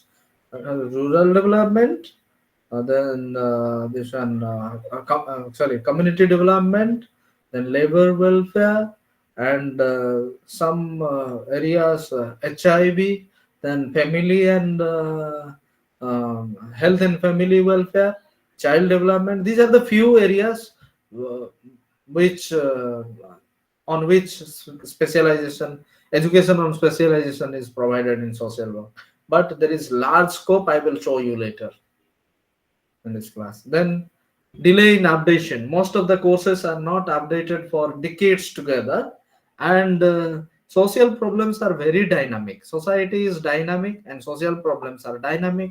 They change in every 2 3 years, so we have to update them according to the need of the society. But on the contrary, it is found that social work, this one syllabus and social work curriculum are not updated for decades together, and that creates a problem and irrelevance in the practice. Then lack of recognition. All these problems arise because of this problem, lack of social recognition, because people don't understand. Even most of you, those who are doing MSW now, if you say MSW to your parents or relatives, they will understand. But if you say social work, they will ask, what is that? Okay. MSW department, many people say MSW department. No, that is social PG department of social work. So there is a misconception, misrecognition, then the misunderstanding about the social work profession and social work education everywhere, pervasive. So it takes time, and those who are passing from social work, particularly, they have to do such work, do something for the society, that others should recognize this profession. Okay, and there are many problems. It will take at least 50 class to make you understand what actually is social work problem in India. There are many problems if you analyze the situation in Indian context. Underestimation and social work skill, underestimation of social work skills, actually, that should be the text. I missed a word. Underestimation of social work skills in employment. Underestimation of social work skills in employment. If you see in different advertisements nowadays, slowly few posts are coming from social workers, very selected ones. and there are in exclusive cases medical ରେ ଆମର AIIMS ରେ post ଗୁଡାକ ବାହାରୁଛି ସେଇଠି ତମର ଅନ୍ୟ department economic discipline ରୁ ଯୋଉଟା ମାଗିଥିବ ସିମିଲାର ପୋଷ୍ଟ ତା ପାଇଁ ଅଧିକ ଦରମା ଥିବ। ହଁ, ସର୍ଭେ ରିସର୍ଚ୍ଚ ୱାର୍କର୍ସ ଏମାନଙ୍କ ପାଇଁ ଅଧିକ ଦରମା ଥିବ, କିନ୍ତୁ ସୋସିଆଲ ୱାର୍କ ପାଇଁ ଯୋଉ ପୋଷ୍ଟ ଥିବ ତା ପାଇଁ 15,000 20,000 ଏମିତି ଥାଉଛି। ଏହାର ଅର୍ଥ ହେଲା ବହୁତ ସାରା ଲୋକ ସୋସିଆଲ ୱାର୍କର କାମ କଣ, ତାର ଟେକ୍ନିକାଲିଟି କଣ, ତାର ପ୍ରଫେସନାଲ ସ୍କିଲ୍ସ କଣ, ସେଇଟା କଣ ପାଇଁ ସୋସାଇଟିକୁ ଦରକାର, କୋଉଠି ସେଇଟା ଅପରେଟ ମାନେ ଡିଷ୍ଟିଂକ୍ଟଲି ଅପରେଟ ହେଇପାରିବ, ସେ ବିଷୟରେ ବହୁତ ଲୋକଙ୍କର ଏପର୍ଯ୍ୟନ୍ତ ଧାରଣା ଆସିନାହିଁ। ଯେତେବେଳେ ଲୋକମାନେ ବୁଝିପାରିବେ ପ୍ରକୃତରେ what social work contains for them, for their department, they will really appreciate it and they will recognize the skills. Then, role of social workers in national development. Role of social workers in national development. See, social workers play a very major, a very important role in social development work because ମୁଁ personally କହୁଛି ଆପଣମାନଙ୍କୁ ଯେ social work ଯିଏ ଭଲରେ ବୁଝିଛି, social work ପ୍ରୋବ୍ଲେମକୁ analyse କରିଛି, okay, analyse କରିଛି, social work has a different perspective of understanding A problem. ଆପଣମାନେ ଯଦି ମତେ ପଚାରିବେ ଆପଣ ଗୋଟେ ପ୍ରୋବ୍ଲେମକୁ ଡିଫାଇନ କରନ୍ତୁ, ତାହେଲେ I have A complete sense of analysis of problem which I am, of course, using in my research now. I am largely engaged in research. So, when a social work ମାନଙ୍କର ଗୋଟେ holistic perspective of looking at a problem ଅଛି, they can contribute. Real social workers ଯୋଉମାନେ really learned how educated, they can contribute a lot to national development that is done by different policies. So they can do identification of social issues in the society. What are the problems? What are their natures? Uh, and many other problems. Then the other one is they are very good advocates. Okay, you can take this one example of Medha Patkar, then Patkar and many others, Sundarlal Bahuguna and many other social workers who have tremendously influenced the policy measures in the country with regard to many things. Then public expert expert consultation. Due to prolonged speaking, sometimes we tend to stumble and beg pardon. Simple terms are not coming to the tongue. Okay, anyway, so public and expert consultation also is a very important part of policy formulation. Okay, when a new policy is formulated, that has to reach to the people. Before that, that has to be validated by consultation experts with the experts, and this work can better be done by social workers because social work gain knowledge about different a blend of different subjects. They know the sources of solution of the problems better than any people from any background. That's why they can better serve for the consultation and other things. Then education and dissemination of information also is important, which can be provided by social work agencies. Then implementation, undoubtedly many of the agencies, NGOs and other agencies of social work are involved for implementation, monitoring and evaluation. All these things are done by social work professionals, and they contribute to the national development. There is a concept of PPP now, public private participation in development context, and in many cases these agencies, the social work agencies, not NGOs and other civil society organizations take part in building the nation. Then monitoring and evaluation, of course, I have spoken to you.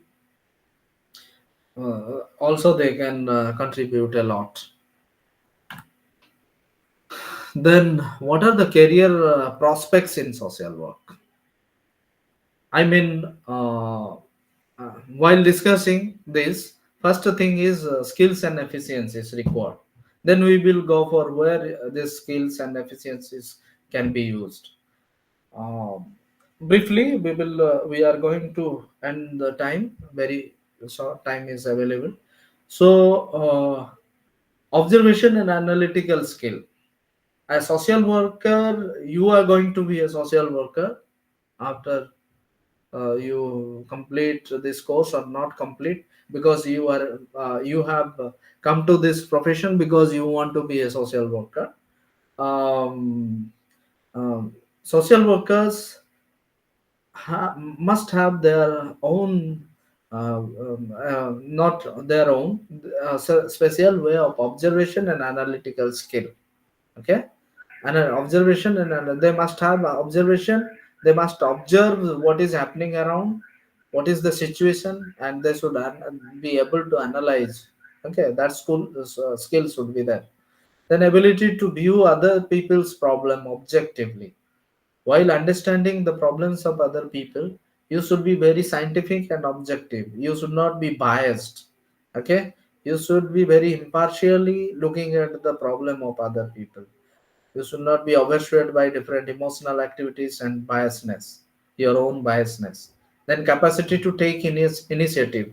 Social workers, as a social worker, you should also have the capacity to take initiative, and you should have uh, innovation, the power to innovation, so that you can take initiative for resolvement of the problem.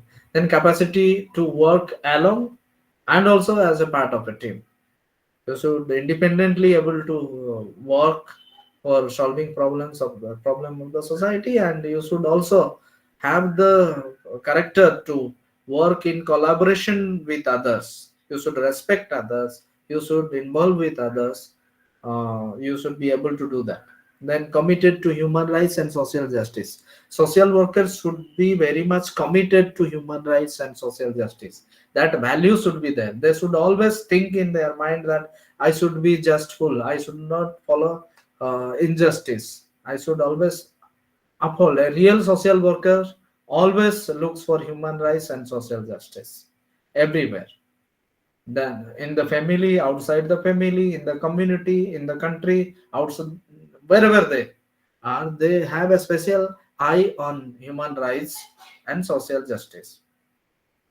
Then being non-judgmental, this is a new concept, maybe a new concept, but in social casework you will see that non-judgmental means immediately judging others. You are bad, you are good, you are poor, you are weak. No, you must have a balanced way of expressing. Once you starting judging others, start criticizing. Non-judgmental means not criticizing. No person wants criticism. So you should not be apt for criticism. You should not go for criticizing people for their wrongdoings. Rather, you can accept their problems and try to make them realize how they can change themselves. So that is what non-judgmental attitude. Then uh, patience with dealing with people. See, I say to many of my students, very often I say, dealing with human beings is the most difficult thing in this world now. Dealing with human beings. People are not simple as you saw them previously. People have gone very critical. People have very gone very materialistic. So, and people have also become very clever, and clever, being clever is good, but very critical. Okay, hypocrites also have are there in the society. That's why uh, you must have patience in dealing with such people. Okay, then taking up responsibility also is another important quality of social worker that is needed. Then being emotionally mature. You should not be emotionally taken over by simple incidents. You should be strong head. You should have a strong head to control your emotions.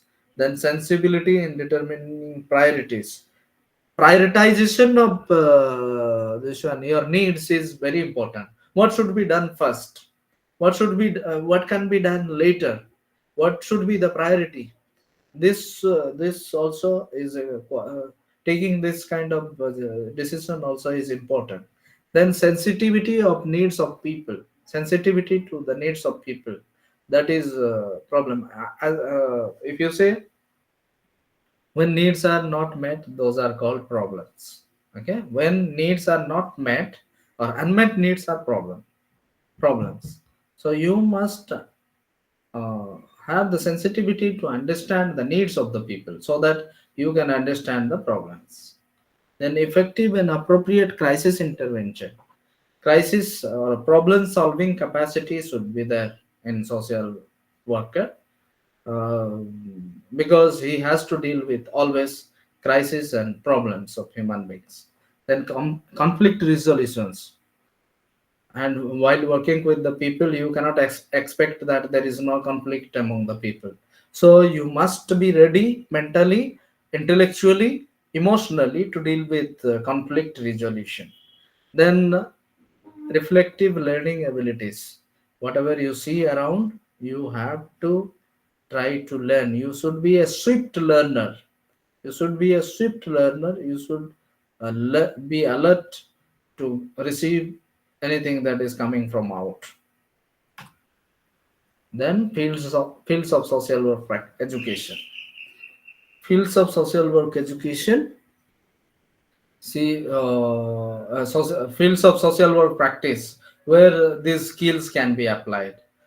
See, in the sector of education, for education, school social work is there. You can help children and teacher in their emotional disturbances, educational pressure, and many other learning abilities. You can enhance as social workers.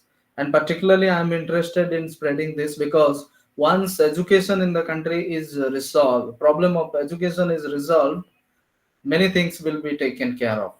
That's why I'm giving my time. I mean, investing my time and energy to research on this social work in education. Then medical and psychiatric social work. That is another area where social work can be applied. In medical social work, people, social workers can explain about the severity of the problem and control the this one patients. Students, am I audible to you? Yes, sir. Yes, Yes. Thank you.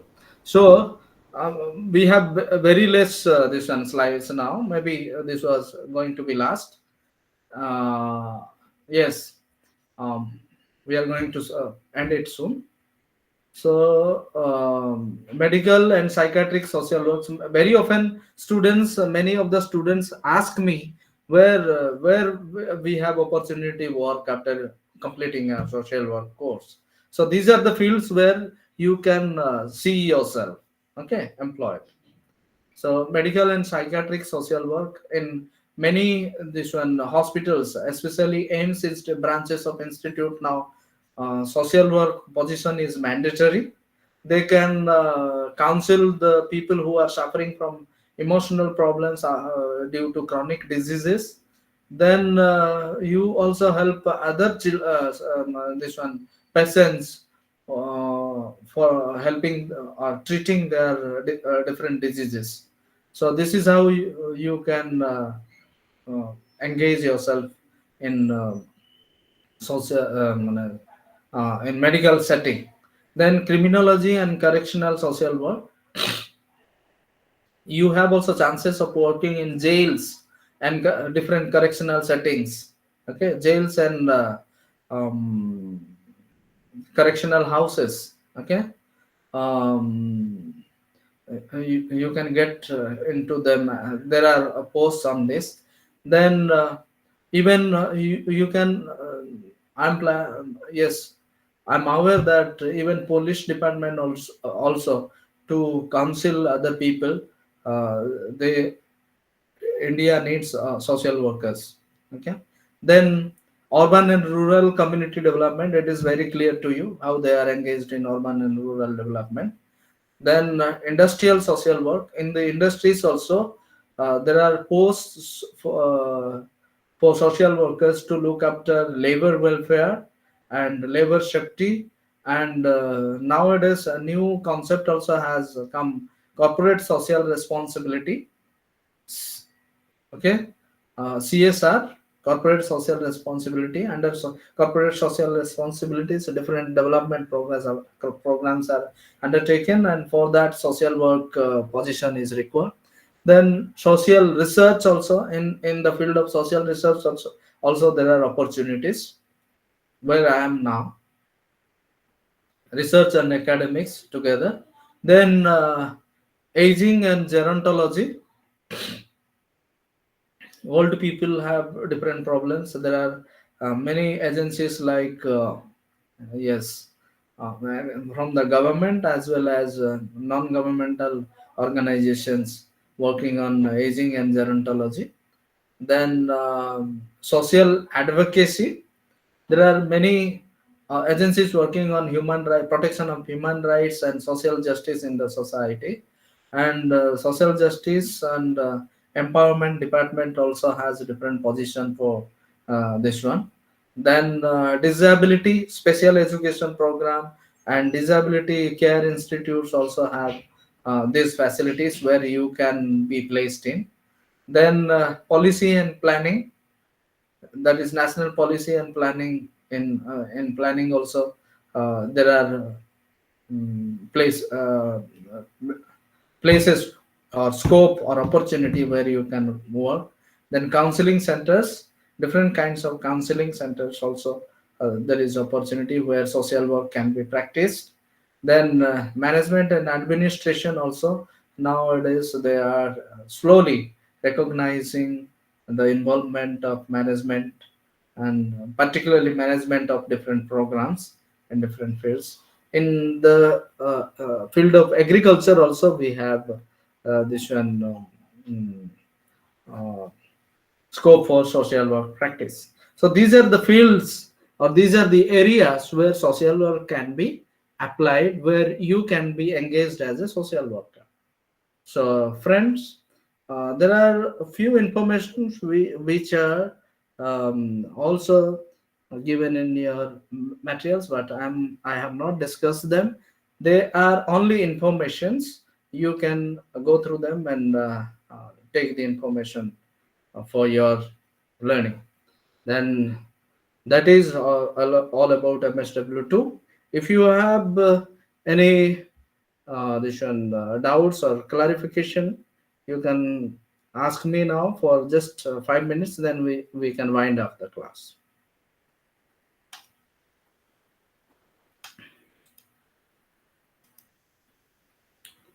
I hope this class really helps you to understand and enhance your knowledge on social work. Going ahead, you are a full-time learner in the field of social work.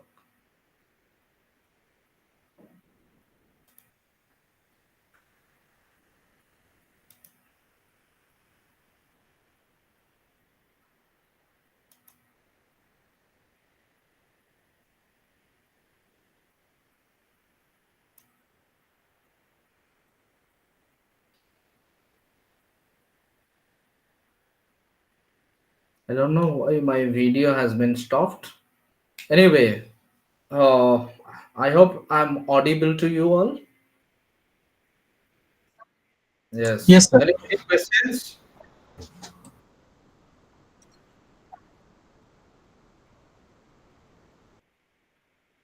Solved and sure. Uh-huh.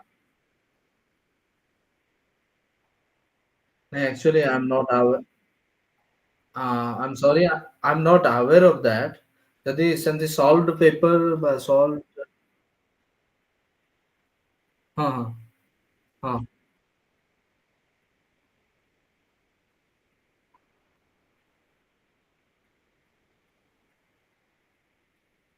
Uh-huh.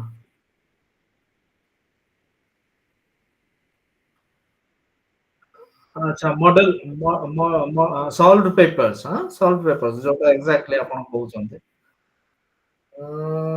ନା actually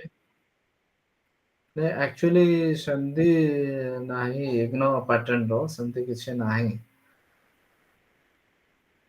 ଅଲଗାର ମତେ ଲାଗୁଛି ଓଡିଶାରେ ବି ସେଇଗୁଡାକ available ନାହିଁ net exam ପାଇଁ। ହଁ ସେମାନେ ୟୁପିରେ ବାହାର କରିଛନ୍ତି ତାମିଲନାଡୁରେ ବି ବୋଧେ ବାହାର କରିଛନ୍ତି but I M naught I don't have specific information on that. ହଁ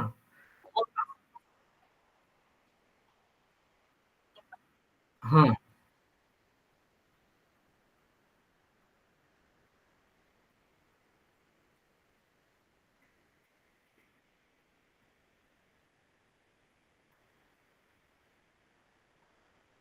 ହଁ ଆପଣ ସବୁବେଳେ ଟ୍ରାଏ କରିବେ 10-20 ୱାର୍ଡ କିମ୍ବା 50 ୱାର୍ଡସ୍ ପର୍ଯ୍ୟନ୍ତ ଟିକେ ଯଦି ବଢିଗଲା ଦେयर ଇଜ नो ପ୍ରୋବ୍ଲେମ।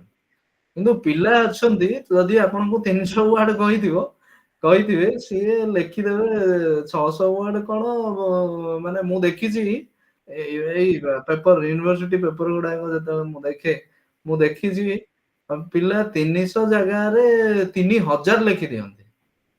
ବୁଝିଲ ନା? ଆଉ ସେଇ କେସରେ ହଁ, ସେଇ ଭଳିଆ ହୁଏ। Actually that is the principle। ବେଳେବେଳେ it depends on the examiner। ହଁ, ସିଏ କେମିତି ତାକୁ ଦେଖିକି ବେଳେବେଳେ କନସିଡର ବି କରିଦିଅନ୍ତି। ଆଉ ଆମେ ଛୁଆଙ୍କର ଷ୍ଟାଣ୍ଡାର୍ଡ କିନ୍ତୁ ଆଉ ମାନେ ସେତିକି ସେଇଟା ହିଁ ଗାଇଡିଂ ପ୍ରିନ୍ସିପଲ। କିନ୍ତୁ ବେଳେବେଳେ କଣ ହୁଏ ଆପଣଙ୍କୁ ଅନନେସେସାରିଲି ଆପଣଙ୍କର ଟାଇମ ୱେଷ୍ଟ ହେଲା ନା। ଆପଣ 300 ଜାଗାରେ 3000 ସେଇଥିପାଇଁ ଆପଣ ହୁଁ, ହୁଁ, ହୁଁ।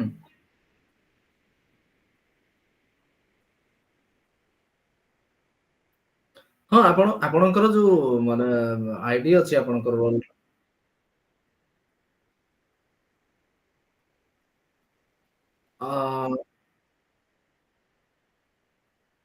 100 ର ଆପଣଙ୍କର ଆସାଇନମେଣ୍ଟ ର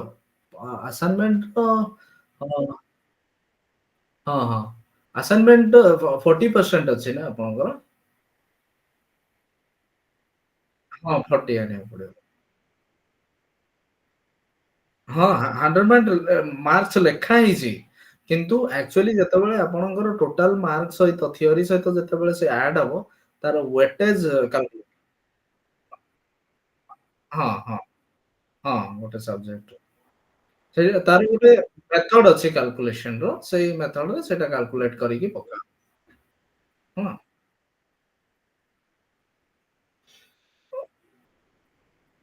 200 ଆପଣ ଅ ୟାର ମୁଁ ଏକ୍ସାକ୍ଟଲି ଦେଖିନି। ହଁ, ହଁ, ହଁ, ହଁ।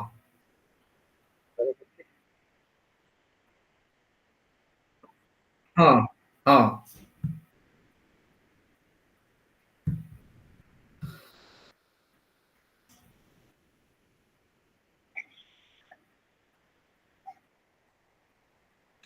କଣ କହିଲେ? ନାଇଁ ଆକ୍ଚୁଆଲି ଇଗ୍ନୋ ସେଇଟାକୁ ଇଏ କରୁନି। ନାଇଁ ନାଇଁ କରୁନାହାନ୍ତି ସେମାନେ ପବ୍ଲିଶ କରୁନାହାନ୍ତି କିମ୍ବା କୋଉଠି ଲିକ୍ ବି ହଉନି ସେମାନଙ୍କର that they keep confidential। ହଁ। ନାଇଁ କ୍ୱେଶ୍ଚିନ୍ ତ ଦଉଛନ୍ତି ସେମାନେ।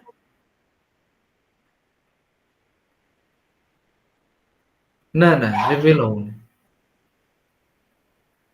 ଯଦି ଆପଣ ଯଦି ଆପଣ ରଖିପାରିବେ ସାମ୍ପଲ ପେପର ନାହିଁ କ୍ୱେଶ୍ଚିନ୍ ପେପର ତ? ମୁଁ ନାଇଁ ସାମ୍ପଲ ପେପର ନାହିଁ ପରା ସେଟା ସଲ୍ଭ ପେପର୍ସ ନାହିଁ। ସଲ୍ଭ ପେପର ସେମିତି କିଛି ନାହିଁ। ଆଚ୍ଛା। ମୁଁ ଗୋଟେ ଗୋଟେ ୟୁନିଟ୍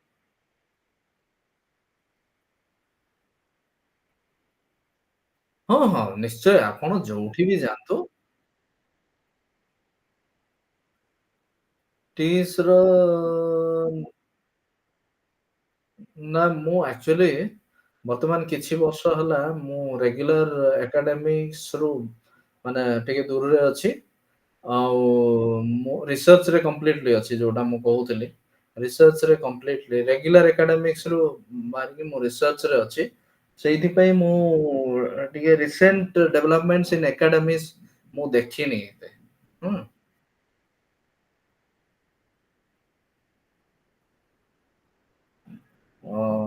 ଆକ୍ଚୁଆଲି ତାଙ୍କ ନମ୍ବର ଆପଣଙ୍କୁ ସେୟାର କରିବା ପୂର୍ବରୁ ମତେ ସେମାନଙ୍କର ପରମିସନ ନେବାକୁ ପଡିବ। ହୁଁ। ହୁଁ ହୁଁ ହୁଁ। ହଁ ହଁ ସେଇଆ। ମୁଁ ସେଇଥିପାଇଁ ଆପଣମାନଙ୍କୁ କହୁଥିଲି ହଁ ପଚାରନ୍ତୁ ସବୁବେଳେ କ୍ୱେଶ୍ଚିନ୍। ହଁ। ନାଇଁ ଏଇ ଯୋଉ ପଏଣ୍ଟସ୍ ଗୁଡାକ ମୁଁ ଆପଣଙ୍କୁ ଦେଇଛି। ହୁଁ। ପଏଣ୍ଟସ୍ ଗୁଡାକ ମୋଷ୍ଟ ଅଫ୍ ଦ ଟପିକ୍ସରେ ମୁଁ ଯୋଉ ପଏଣ୍ଟସ୍ ଗୁଡାକ ଦେଇଛି ତା ସେକ୍ସନରେ ସେଇଟାକୁ ପଏଣ୍ଟ କରିକି ଆପଣ ତା ତଳେ ତା ତଳେ ଯୋଉ ଇନଫର୍ମେସନ ଦେବା କଥା ସେଇଟାକୁ ଯଦି ଆପଣ କିଛି ମାତ୍ରାରେ ଦେଇପାରିଲେ ୟୁ କ୍ୟାନ୍ ସ୍କୋର ବେଟର ହେଲା। ମୁଁ ଯୋଉ ଏଇଟା ଦେଇଛି ସବୁ ଗୋଟେ ଗୋଟେ ଟପିକ ର ଆଉଟଲାଇନ୍ସ ଗୁଡା। ହୁଁ। ଆଉଟଲାଇନ୍ସ ଗୁଡାକ ସେଇଟା ମୁଁ କହୁଥିଲି ବି ପ୍ରିଭିୟସ କ୍ଲାସରେ ଯେ ଆପଣ ସେଇଗୁଡାକୁ ପଏଣ୍ଟ କରିକି ତା ତଳେ ଯଦି ଆପଣ ତାର ସ୍କେଲେଟନରେ ତାର ଷ୍ଟ୍ରକ୍ଚରରେ ଆନ୍ସର ଗୁଡାକ ଲେଖି ପାରୁଛନ୍ତି ତାହେଲେ ବେଟର। ତାପରେ ସବୁବେଳେ ଆନ୍ସର ଲେଖିଲା ବେଳେ ମୁଁ ଗୋଟେ ଜେନେରାଲ ମାନେ ଆଡଭାଇସ୍ କରୁଛି ଆପଣଙ୍କୁ ଯୋଉ କନସେପ୍ଟ ଗୁଡାକ ଇନଭଲଭ ଅଛି ଆପଣଙ୍କର ମେଇନ କନସେପ୍ଟ ଉପରେ କ୍ୱେଶ୍ଚିନ୍ ହେଇଛି ଯେମିତି ମୁଁ କହୁଥିଲି ଗାନ୍ଧିଆନ ସୋସିଆଲ ୱାର୍କ ମାନେ ଏଠି contribution of Gandhi to social work practice in India ମନେକର ସେଇଟା ଆସିଲା ତାହେଲେ ପ୍ରଥମେ ଆପଣଙ୍କୁ କଣ କରିବାକୁ ପଡିବ ଗାନ୍ଧୀଙ୍କ ବିଷୟରେ ଟିକେ ଇଣ୍ଟ୍ରୋଡକ୍ସନ ଦେବେ। ଗାନ୍ଧୀଙ୍କ ବିଷୟରେ ଟିକେ ଇଣ୍ଟ୍ରୋଡକ୍ସନ ଦେଲା ପରେ ଗାନ୍ଧିଆନ ସୋସିଆଲ ୱାର୍କ କଣ ସେଇଟା ଟିକେ ତା ବିଷୟରେ କହିବେ ସିଏ କଣ ସବୁ ମେଥଡସ୍ ଟୁଲସ ମୁଁ ଯୋଉଟା ଆଜି ଡିସକସ କରୁଥିଲି ସତ୍ୟାଗ୍ରହ ଠାରୁ ଆରମ୍ଭ କରିକି ସତ୍ୟାଗ୍ରହ ହାଣ୍ଡେଲରେ କଣ କଣ ସବୁ ନୂଆ ଟେକ୍ନିକ୍ସ ଗୁଡାକ ସେ ଆଡ କରିଛନ୍ତି ସୋସିଆଲ ୱାର୍କକୁ ସେଗୁଡାକ ଟିକେ ଡିସକସ କଲା ପରେ ଆପଣ ସେ କଣ କଣ ମାନେ ସେଇ ଅଣ୍ଡରରେ ହିଁ ସେଇ ପଏଣ୍ଟ ଅଣ୍ଡରରେ ହିଁ ଆପଣ ଡିସକସ କରିଦେବେ ଯେ how it is related to social work how it has contributed to social ଯୋଉ ପ୍ୟାଟର୍ନରେ ମୁଁ ଆପଣମାନଙ୍କୁ କହୁଥିଲି ପଢଉଥିଲି ସେଇ ପ୍ୟାଟର୍ନରେ ଯଦି ଆପଣ ଟିକେ ତାକୁ କ୍ୟାଚ୍ କରିନେବେ ତାହେଲେ I think there should not be problem in scoring better mark.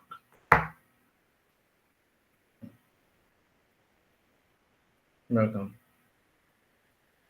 Any questions, students?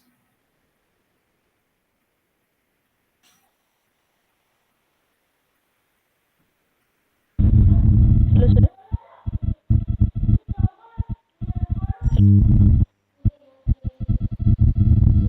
Tapaswini, you want to ask something? Yes, sir.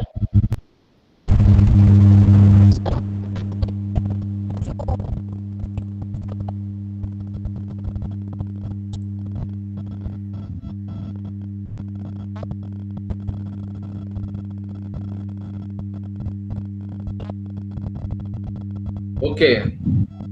Thank you all for your patience attendance in the online class. Uh, it was educative for me. Of course, we could not have much interaction. Always, I advise you to come forward and interact with the teacher. The more you interact with your teacher or counselor, the more the class will be fruitful. Of course, I was trying to give you some essential information that may help you because many of us, we are acquainted with the lecture method of teaching, and this is on online again. I'm very much limited. That's why I have to definitely follow lecture method so that some information, some message goes up to you and helps you in your learning. That's how I was taking it. So thank you so much. Have a good day. Bye. नमस्कार sir. Namaskar. Namaskar, sir. Namaskar ସମସ୍ତଙ୍କୁ ନମସ୍କାର। Okay. Thank you, sir. Welcome.